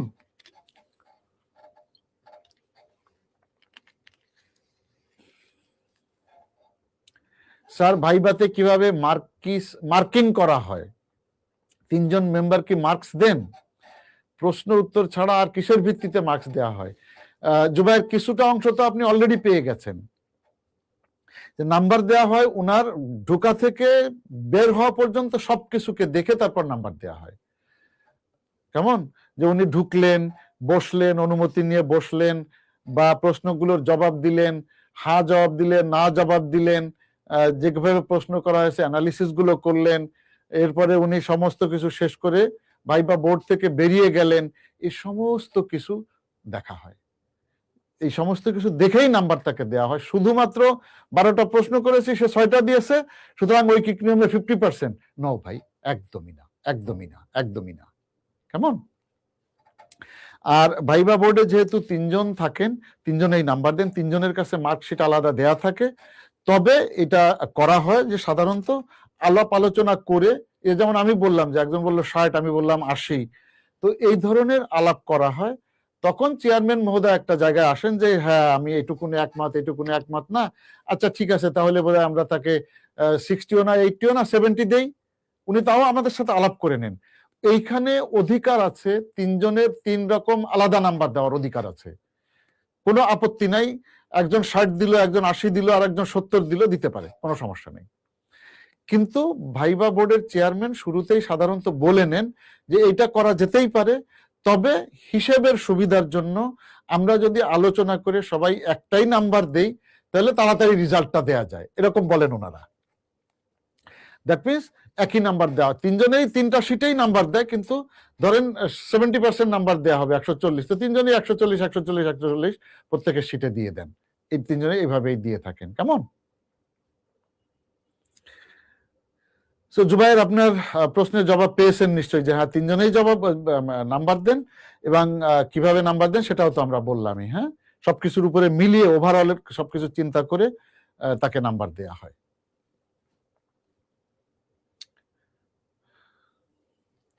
Cadre choice, Asaduzzaman Noor, cadre চয়েসে ফরেন ক্যাডার 3rd চয়েস দিয়েছিলাম, অ্যাডমিন পুলিশ প্রথমে দিয়েছিলাম, বোর্ডে কোনো প্রশ্নের সম্মুখীন হতে হবে কি? হ্যাঁ হতে পারে। বাট ভয় পেন না, ভয় পেন না, আগেই বলে নেন, ভয় পাবেন না আসাদুজ্জামান। প্রশ্ন হতেই পারে,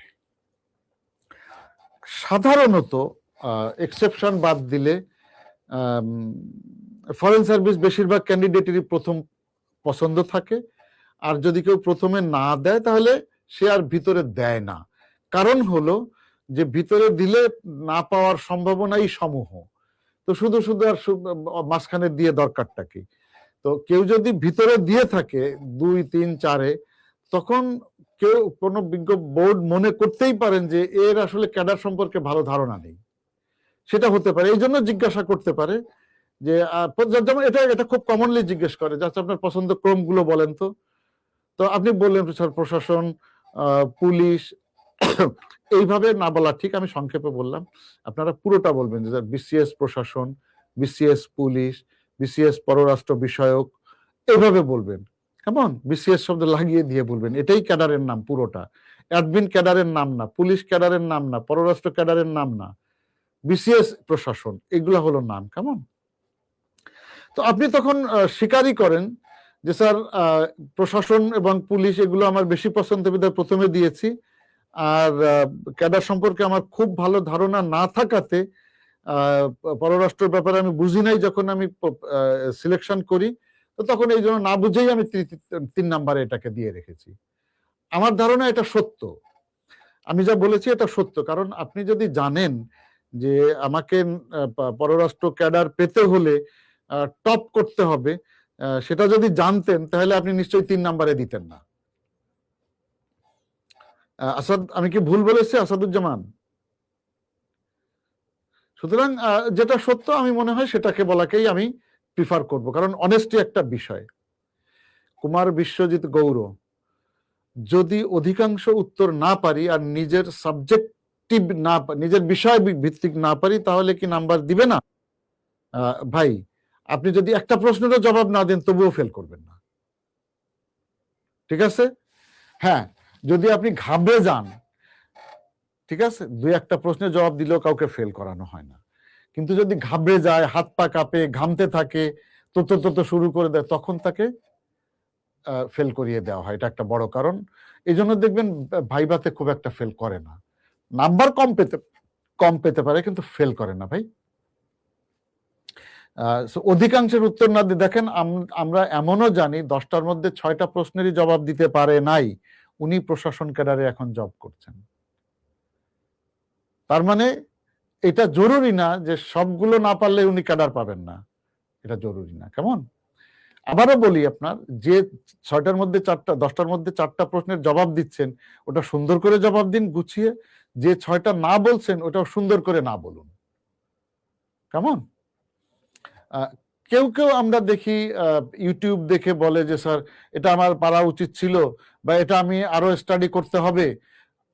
এটা ইউপিএসসি মানে ভারতের পাবলিক সার্ভিস কমিশনে এই ধরনের প্রশ্নের জবাব দিয়ে থাকে, কিন্তু আমাদের দেশে সাধারণত পাবলিক সার্ভিস কমিশনে এই ধরনের জবগুলোকে খুব একটা অ্যাপ্রিসিয়েট করে না, বরং সরি স্যার আমার জানা নাই, অনেস্টির সাথে আপনি কনফেস করে দেন, এটাকে ওনারা অপছন্দ করবেন না ভাইবা বোর্ড। কেমন? আর নিজের সাবজেক্টে যদি বেশিরভাগই না পারেন, তো স্বভাবত তো একটা নেগেটিভ চিন্তা আসতেই পারে যে তার নিজের সাবজেক্ট যেটা সে 4 বছর অনার্স করেছে, 1 বছর বা 2 বছর মাস্টার্স করেছে, তারপরেও সে খুব বেসিক জিনিসগুলো পাচ্ছে না। এটা আমার ক্ষেত্রে হয়, আমি খুব বেসিক প্রশ্ন করি, তো তখন দেখি যে তার এই সাবজেক্টটা সম্পর্কে ধারণা খুব ভালো না, বিষয়টা সে বোঝেই নাই, অত সে 6 বছর এটার উপরে লেখাপড়া করেছে। তো এ ধরনের ক্ষেত্রে তো কিছুটা নেতিবাচক প্রভাব পড়াটা অস্বাভাবিক নয়। রাকিব ইসলাম, স্যার যদি মেডিকেল ইঞ্জিনিয়ারিং ব্যাকগ্রাউন্ড না হয় তাহলে পররাষ্ট্রে কি আটকাবে বা বোর্ড কি ইগনোর করবে? আচ্ছা রাকিব, এই চিন্তা আপনার কেন আসলো যে পররাষ্ট্রে শুধুমাত্র মেডিকেল আর ইঞ্জিনিয়ারিং ব্যাকগ্রাউন্ডই হতে হবে? এটা কেন আসলো বলো তো ভাই রাকিব? হাসছে আপনার উপরে, আমি ক্রিটিসাইজের হাসা হাসছি না, আমি এমনিই আপনার কথাটা শুনে হাসি পেল এই জন্য হাসছি। আমি যথেষ্টভাবে আপনার উপরে সহমর্মী। এবং আমি একদিক দিয়ে আপনার কথাকে অ্যাপ্রিসিয়েট করছি যে ইদানিং তো আসলে অনেক ডাক্তার ইঞ্জিনিয়ার আসছে ফরেন সার্ভিসে। এটা বাংলাদেশে না, ভারতেও আছে, পাকিস্তানেও আছে, ইভেন আমি ব্রিটেনেও দেখেছি, আমেরিকাতেও দেখেছি ওই ইঞ্জিনিয়ার আমেরিকান ফরেন সার্ভিসে আসছে। সো এটা ডিপেন্ড করে অনেক কিছু, অনেক ফ্যাক্টরের উপরে। বাট আমাদের দেশের ক্ষেত্রে আমি বলি যে মেডিকেল ইঞ্জিনিয়ারিং এর বাইরেও অর্ধেকের বেশি তো আসে ভাই নন টেকনিক্যাল লেখাপড়া থেকে। আমাদের সময় আইআর এর ছিল 4 জন ছিল আইআর এর, এবং আমাদের সময় যে ফার্স্ট হয়েছিল ফরেন সার্ভিসে ইনায়েত, ও আইআর এর ছিল। তাহলে যে যে থার্ড হয়েছিল সেও আইআর এর ছিল। সুতরাং ইঞ্জিনিয়ার ডাক্তার হওয়া বা ইউনিভার্সিটির ছাত্র হওয়াটা কোনো অংশেই জরুরি নয়। আবারও বলি, আপনার রিটেনের নাম্বার এবং ভাইবার নাম্বার মিলে আপনার রেজাল্ট হবে। সুতরাং এখানে কে কোন সাবজেক্টের লেখাপড়া করেছে এটা জরুরি না। হ্যাঁ, ওই সাবজেক্টের কারণে অনেকে ভালো নাম্বার পেতে পারে, সেজন্য তারা বেশি আসে, এটা অস্বীকার করব না, কিন্তু এটা রিয়ালিটি সেটা না সব ক্ষেত্রে।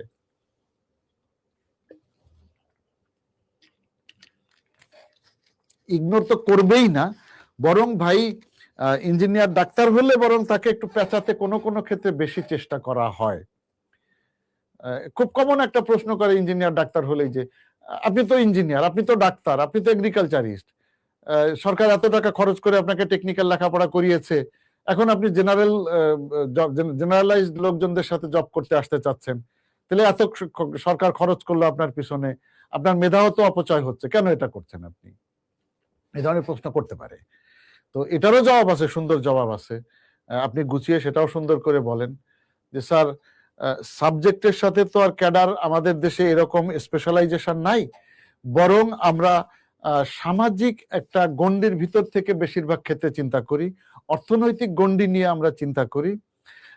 সামাজিকভাবে সাধারণত আমরা দেখি যে ডাক্তার বা ইঞ্জিনিয়ার হিসেবে যারা জব করে বা শিক্ষক হিসেবে যারা জব করেন বাংলাদেশে ক্যাডারে, তাদের চাইতে সাধারণত মানুষ প্রশাসন বা পররাষ্ট্র বা পুলিশ বা কাস্টমস অন্য ক্যাডারে যারা, তাদেরকে একটু ভিন্নভাবে মূল্যায়ন করে, যে কারণে মানুষ ওই সামাজিক ব্যাধিতে পড়ে ইঞ্জিনিয়ার ডাক্তাররা এই দিকে চলে আসতে চায়। ঠিক আছে? তো এটা আর্থসামাজিক কারণ, এক কথা যদি বলেন আর্থসামাজিক কারণে মানুষ ইঞ্জিনিয়ারিং মেডিকেল পড়ে। দ্বিতীয় হলো যে ধরেন প্রতি বছরে 2000 ইঞ্জিনিয়ার বের হচ্ছে বাংলাদেশ থেকে, 2000 কি 200 কি কোনো ক্যাডারে জব করার সুযোগ আছে ভাই? ক্যাডারের জবের সংখ্যা অনেক কম। সুতরাং তখন আমি কি করবো? 2000 ইঞ্জিনিয়ারের মধ্যে আমি তখন অন্য যেখানে আমার সুযোগ আছে আবেদন করা, সেখানে করে বসবো আমি।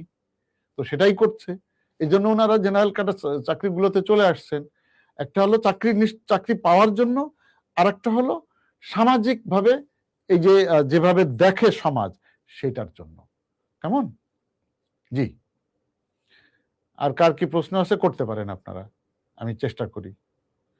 প্রশ্ন করলে ভালো হয়, তখন ভাইবার অনেক ভিতরের জিনিসগুলো বেরিয়ে আসে। আমি তো এমনি সাদাসিধে আলোচনা করলাম। অ্যানালিটিক্যাল কোনো প্রশ্ন কেউ করেন, তাই যা মনে আসে করেন, আমরা দেখি সেটাকে কিভাবে তথ্য এবং তত্ত্বভিত্তিক অ্যানালিসিস করতে পারি কিনা, কিভাবে অ্যানালিসিস করতে হয়, আপনারা যে কোনো একটা কোয়েশ্চেন যে কেউ একজনে করেন।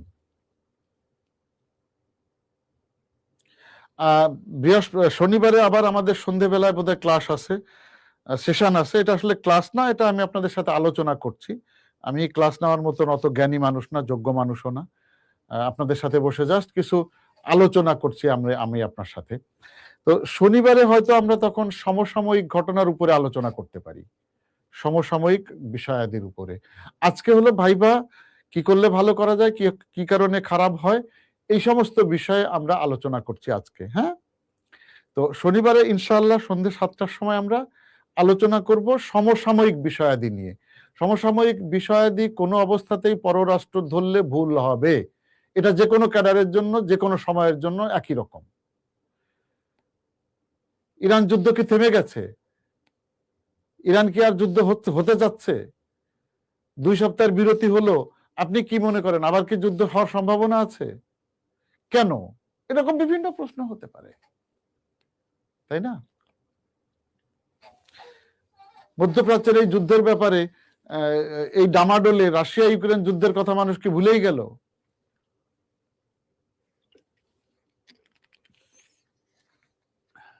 রাকিব, দাড়ি রাখা বা পর্দা বা পোশাক নিয়ে অলরেডি আমরা আলোচনা করেছি ভাই, আপনি বোধহয় তখন ছিলেন না। আচ্ছা, পর্দা করা বা বোরখা পরা, হিজাব পরা, প্রথম হলো আমি পুরুষদের অংশে আসি। পোশাক সেটা যেটা ভদ্রচিত, আহামরি কিচ্ছু দরকার নাই। আপনি সুন্দর পোশাক ভদ্রচিত একটা, আপনাকে ভাই পেয়ারে কাদ্দা স্যুটও পরতে হবে না, গুচ্চি শার্টও পরতে হবে না, বা মার্কস স্পেন্সারের প্যান্টও আপনাকে পরতে হবে না ভাই, এটা জরুরি না। কেউ আপনার ব্র্যান্ডের দিকে তাকায় নেই। আপনি সুন্দর পরিষ্কার পরিচ্ছন্ন একটা শার্ট পরে যান, কেমন সুন্দর করে ইস্ত্রি করে রাখা একটা শার্ট পরে যান, সুন্দর একটা প্যান্ট পরে যান, এটা যেন মিসম্যাচ না হয় সেটা ঠিক রাখেন, একটা জুতো পরে যান, সুন্দর করে একটু পারফিউম দিতে পারেন, শরীরের ব্যাড অডর যাতে সামনে না আসে, সেগুলো হতে পারে। সুতরাং স্যুট পরতে হবে, টাই পরতে হবে, এটা জরুরি না, আমি এটাকে একদমই জরুরি মনে করি না। তার ভিতর আমাদের মতন আবার গরমের দেশ, বাইরে আপনাকে যেখানে বসতে দিচ্ছে সে, আপনি বাসার থেকে যখন যাচ্ছেন সব জায়গায় তো আপনি স্যুট পরার পরিবেশ পাবেন না, গরম, ইদানিং যে গরম পড়ে, তো আমি জরুরি মনে করি। কেউ পরলে অবশ্যই আমি অ্যাপ্রিসিয়েট করি, সুন্দর করে টাইটা পরেন, যদি কেউ টাই পরেন আপনি পোশাকের সাথে ম্যাচ করে টাই পরেন, সুন্দর দেখা যাবে। স্যুট যদি পরেন নর্মালি ব্ল্যাকের মধ্যে, আমি আমার যেটা পছন্দ, মানে যারা একটু উজ্জ্বল রঙের তারা ডার্ক কালারের স্যুট গুলো পরলে ভালো লাগে। কালোটা হলো স্ট্যান্ডার্ড, কালো মানে উকিলরা যেরকম কালো পরেন, ওটার একটা কালো গ্রাভিটি আছে, আমি ওইটা বলি না।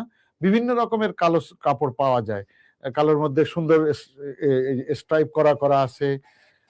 সো আপনার জন্য যেটা সুইটেবল হবে, স্যুট কালোর মধ্যে, ডার্ক কালারের মধ্যে হওয়াটা বেটার। কাউকে কাউকে আমরা দেখেছি যে সুন্দর নীল স্যুট পরেছে, ভালো লাগছে, তো সেটা আপনার ফিজিকের উপরে নির্ভর করে। নীল স্যুট পরলেও কোনো গুণা নাই, সাদা স্যুট পরলে আমার কাছে অনেক ক্ষেত্রে ফর্মাল নাও মনে হতে পারে, বাট পরলে আমি এটা নিয়ে আপত্তি করব না। তবে কমনলি কালো স্যুটটাকেই সব পরিবেশে মানানো যায়। কালো স্যুট যখন পরবেন, ভিতরে শার্টটা তখন লাইট কালারের পরবেন। লাইট কালার মানে সেটা সাদা হতে পারে, সাদা মানে একদম যত সাদা হয় তত ভালো, সাদার মধ্যে হালকা স্ট্রাইপ হলেও সমস্যা নাই, চেক হলেও অল্প কোনো সমস্যা আমি দেখি না, পরিষ্কার থাকলে হলো। যেহেতু স্যুটটা ডার্ক কালারের, এই জন্য শার্টটা আপনি লাইট কালারের পরাটা ভালো। এবং সেই ক্ষেত্রে আপনি যে টাইটা পরবেন, যেমন যেহেতু আপনারা ইয়াং, যদি কারো মধ্যে ভিন্ন রকম দেখা না যায়, তাহলে আপনি কিছুটা ধরেন, ভাই আপনারা ইয়াং তো, বুড়ো মানুষের মতন পরবেন কেন, একটু কালারফুল, সুন্দর সোনালী ধরনের বা গোল্ডেন, বা কি বলে আপনার কিছুটা লালের ভিতরে ফ্লোরাল ডিজাইন, বা ইয়াংনেস যেটাকে মিন করা হয়, এগুলো পরেন, ভালোই দেখা যাবে ইনশাআল্লাহ। দাড়ি রাখা, আমি যখন ভাইবা দিয়েছি তখন আমার দাড়ি ছিল, তো সম্মানিত বোর্ড তো আমাকে ফেল করিয়ে দেয় নাই ভাই। হ্যাঁ, দাড়িটা যেন খুব এলোমেলো না দেখা যায়, দাড়ি তো বিশ্রী দেখা যাওয়ার কিছু নাই, দাড়ি সবসময় সুন্দর, কিন্তু আপনি যখন যাচ্ছেন যতটুকুন প্রয়োজন ততটুকুন রেখে আপনি সুন্দর করে যেতেই পারেন, এতে কোনো সমস্যা আমি দেখি না। শাহনাজ পারভিন প্রিয়া, এর উপরে কি কেউ প্রশ্ন করেছিল কিনা আমার তো মনে নাই ভাই। স্যার আমার জন্ম কিশোরগঞ্জ, আমার শ্বশুর বাড়ি ঢাকা, কোন জেলা নিয়ে প্রশ্ন করতে পারেন? ভাই জেলা টেলা নিয়ে খুব বেশি প্রশ্ন করে না এখন আর। তো বাংলাদেশ তো ভাই এত ছোট একটা জায়গা, এর খুলনাই বা কি, যশোরই বা কি, ঢাকাই বা কি, আর কিশোরগঞ্জ বা কি, যে কোনোটাই জিজ্ঞেস করতে পারে। তো আমি তো শুরুর দিকে দেখেন শাহনাজ, আমরা বলেছিলাম যে কারো বাড়ি কোথায় এইটাকে জিজ্ঞেস করে অনেকে, কিন্তু ডিসকারেজ করা হয় বোর্ড থেকে, এটাকে ডিসকারেজ বা পিএসসি এটাকে ডিসকারেজ করে, কারণ সেখানে একটা নেপোটিজমের ভয় থাকে। বলছি না যে নেপোটিজম হবে, ভয় থাকে যে হতেও পারে। সুতরাং সেফার সাইড হলো জিজ্ঞাসা না করা। বাট কেউ কেউ জিজ্ঞাসা করেন। আপনি ভাই দুটোই জেনে যান না, অসুবিধাটা কি? কিশোরগঞ্জে মাছ পাওয়া যায় ভালো, হাওড় বাওড় আছে, সুন্দর রাস্তা করে হয়েছে পানির ভিতর দিয়ে, কি চকমকে ঠকমকে সুন্দর রাস্তা, ভালো মন্দ আছে। অনেক বিখ্যাত বিখ্যাত মানুষজন ওখানে জন্মগ্রহণ করেছেন, স্বাধীনতা যুদ্ধের নায়করা ওখানে জন্মগ্রহণ করেছেন, আছে। নতুন করে ক্যাডার চয়েসের সুযোগ দিবে কুমার বিশ্বজিৎ, এইটা সম্পূর্ণ এখতিয়ার পাবলিক সার্ভিস কমিশনের। আমরা তো আগে তো দেয়া হতো না, আমরা তো দেখেছি যে কত বোর্ডগুলোতে তারা সেই সুযোগটা দিয়েছে। তো দিবে কি দিবে না, এটা ধরা বাঁধা কোনো পিএসসির চার্টারে লেখা নাই যে ইহা করিতে হইবে। সাধারণত ভাইবা শুরুর আগেই বা যখন রিটেনের রেজাল্ট হয়ে যায় বা কোনো একটা সময়ে কমিশনের সমস্ত সম্মানিত সদস্যরা বসে একটা সিদ্ধান্ত নেন যে এবার আমরা ক্যাডার চয়েসের, নতুন করে ক্যাডার চয়েসের সুযোগ দিব। ওনারা যদি সিদ্ধান্ত নেন দিবেন না তো দিবেন না, কিছু করার নাই সেখানে। বাট ইদানিং আমরা দেখেছি যে দিচ্ছেন। হ্যাঁ, জাকারিয়া হোসেন, গভর্নমেন্টের পলিসি সম্পর্কে যদি মন্তব্য চাইতে চান, মন্তব্য জানতে চাই, তাহলে নিজের মন্তব্য আনকমন হলেও কি সেটা বলা উচিত, নাকি কমন উত্তর দেওয়া সঠিক হবে? ব্যক্তিগতভাবে আমি আনকমন জবাবটাকে এস্টাবলিশ যদি করতে পারি যুক্তি দিয়ে, তথ্য দিয়ে, আমি সেটাকে প্রিফার করব। কিন্তু আনকমন দিতে গিয়ে যদি আমি আনকমন হয়ে যাই, মানে আমি আটকে যাই, তাহলে সেটা অ্যাভয়েড করা ভালো। সবাই যে জবাব দিচ্ছে সেটা দিলে আপনি সবার মতনই হয়ে গেলেন, কোনো সমস্যা নাই, তাতে ভয়ের সম্ভাবনা কম। কিন্তু যদি আপনি স্মার্ট হন, চৌকস হন, তাহলে আপনি আনকমন জবাব দিতেই পারেন, কিন্তু সেটা আপনাকে এস্টাবলিশ করা আপনার দায়িত্ব। সম্রাট খন্দকার, ভাইবা বোর্ড ক্যান্ডিডেটদের নির্দিষ্ট ক্যাডারের বিষয়ে মাঝে মাঝেই অনেক প্রশ্ন করার কথা শুনেছি। বোর্ডে স্যাররা কি একজন রেডিমেড বা আগে থেকে অভিজ্ঞতা সম্পূর্ণ, বা এই সম্রাট সম্পূর্ণ না সম্পন্ন, অভিজ্ঞতা সম্পন্ন মানুষকে বেশি গ্রহণ করে? এক্ষেত্রে ফ্রেশারদের কি কোনো সমস্যার সম্মুখীন হয় কিনা? ভাই আমি তো একবারই ভাইবা দিয়েছি, একবারই বিসিএস দিয়েছি, আমার যদি সমস্যা না হয় আপনাদের কেন হবে? হ্যাঁ, আগে থেকে অভিজ্ঞতা থাকাটা তো, আমি যদি বলি এটা খারাপ তো অবশ্যই কিছু না, বাট আমি যদি বলি যে ফ্রেশাররা, দেখেন প্রত্যেক বছর দেখবেন যে প্রায় অর্ধেক যারা প্রথমবারেই বিসিএস পায়, আমরা যাই ধরে নেই না কেন, প্রায় অর্ধেক, প্রায়। তো কেন ফ্রেশাররা সমস্যার সম্মুখীন হবে ভাই? কোনো এটা মনেই করেন না। ইদানিং অনেককেই দেখি এই ভয়টা পায় বা এটা চিন্তা করে যে আমি এবার তো ফেল করবই, যাই দিয়ে আসি। ভাবটা এরকম যে ফেল করার জন্যই যাচ্ছি, কেন? আমি পাশ করার জন্যই যাচ্ছি। বিনা যুদ্ধে নেহি দিব সুচাগ্র মেদিনী, এই জিল নিয়ে আসেন ভাই। ফেল করার চিন্তা করে কেন যাবেন? হ্যাঁ, এটা যাব না আমরা। সো ফ্রেশারদের জন্য আরো ভালো, প্রথমবারে অনেকেই চাকরি পায় ভাই। হ্যাঁ, একটা বড় অংশ তো ডেফিনেটলি আগের ভাইবা দিয়ে থাকেন, তারা অভ্যাস আছেন, সেটা তো আছেই। কিন্তু ফ্রেশারদের কখনো কোনো সমস্যার সম্মুখীন হতে হয় না। সে যদি ভয় পায় সেটা অন্য জিনিস। এটা তো আমরা দেখছি যে অনেকবার ভাইবা দেওয়ার পরেও কেউ কেউ ভয় পায়। তো সেটা ফ্রেশারের কোনো বিষয় না, এটা তার মনস্তাত্ত্বিক একটা সমস্যার বিষয়। হ্যাঁ, ঠিক আছে ভাই সম্রাট।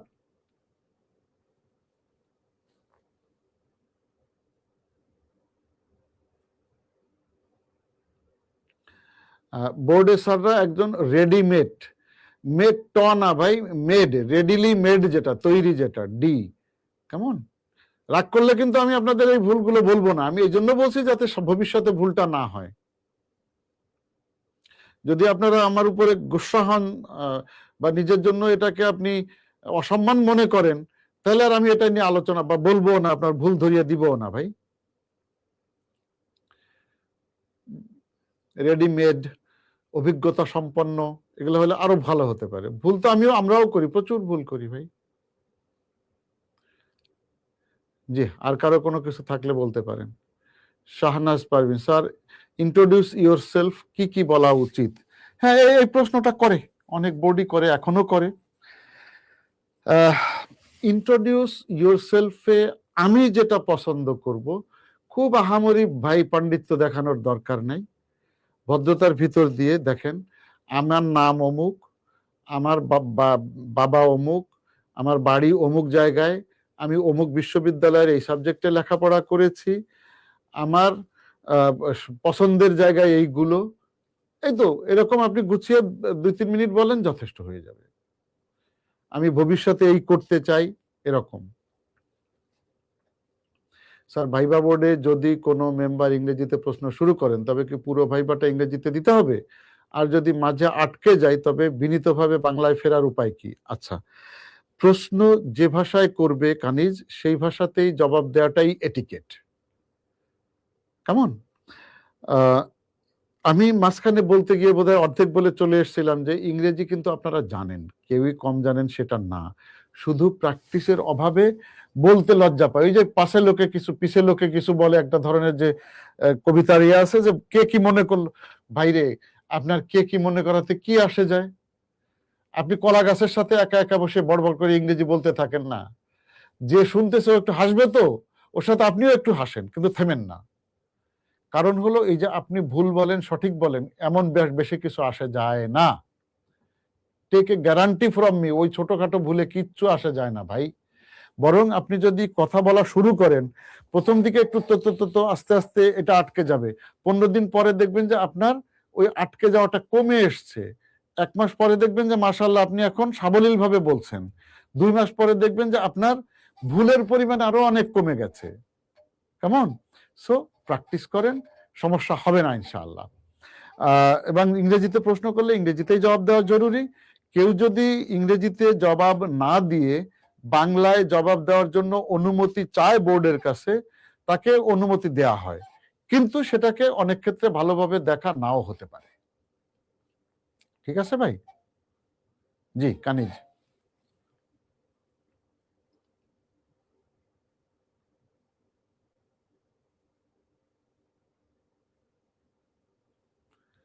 আর কারো যদি কোনো জিজ্ঞাসা থাকে তাহলে করতে পারেন, না হলে আমরা শেষ করে দিতে পারি।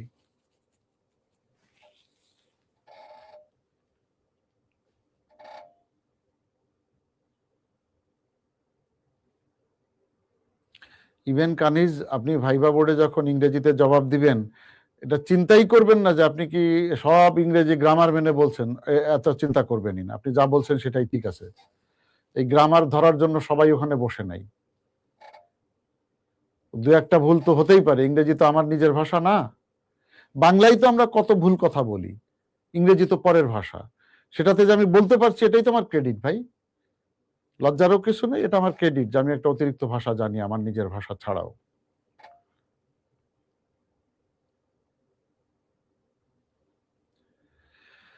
সো যদি আর কারো কোনো কিছু না থাকে তাহলে আমরা আজকের জন্য শেষ করে দিতে পারি।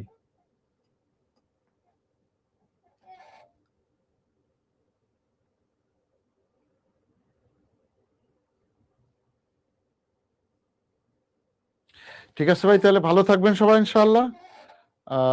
আর পত্রিকা তো নিয়মিত পড়বেন, প্র্যাকটিস করবেন যাতে করে ভয় কমে যায়। এবং ইনশাআল্লাহ যদি আল্লাহ সবকিছু সুস্থ রাখেন বা বেঁচে পড়তে থাকি আমরা, অনেকের সাথেই হয়তো শনিবারে আবার ভার্চুয়ালি ইন্টারাকশন হবে ইনশাআল্লাহ, শনিবারে 7টার সময়। ঠিক আছে ভাই? ঠিক আছে, সবাই ভালো থাকবেন, সুস্থ থাকবেন, সুন্দর থাকবেন। আমি আপনাদের জন্য দোয়া করছি, আপনারাও আমার জন্য দোয়া করবেন।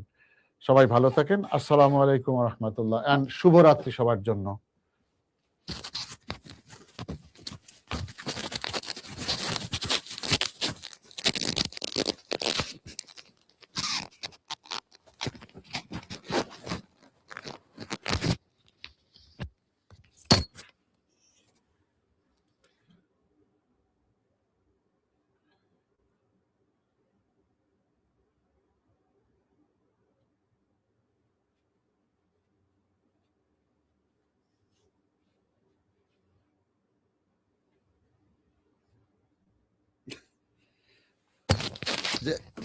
সরি,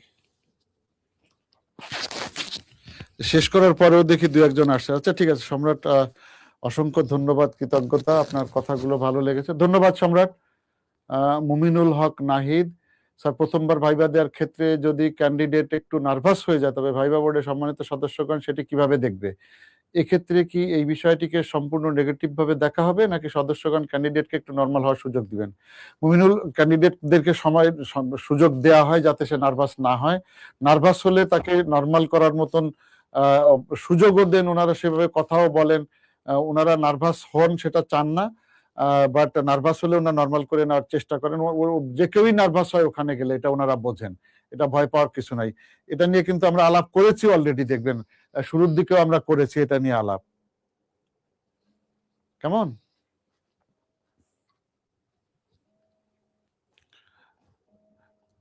রাশেদ, একটু বন্ধুরে বলেন যে উনি ক্লাস নিচ্ছেন। বাম দিকেরটা, বাম দিকের গোলটা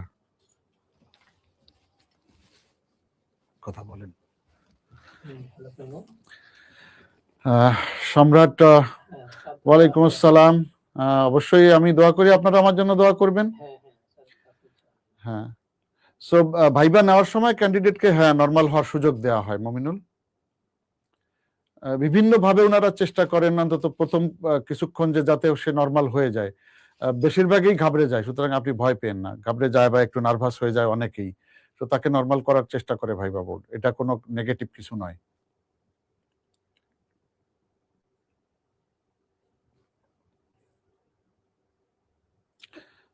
সো ঠিক আছে, আল্লাহ ভরসা, ইনশাআল্লাহ শনিবার ইনশাআল্লাহ দেখা হবে আশা করি সবার সাথে।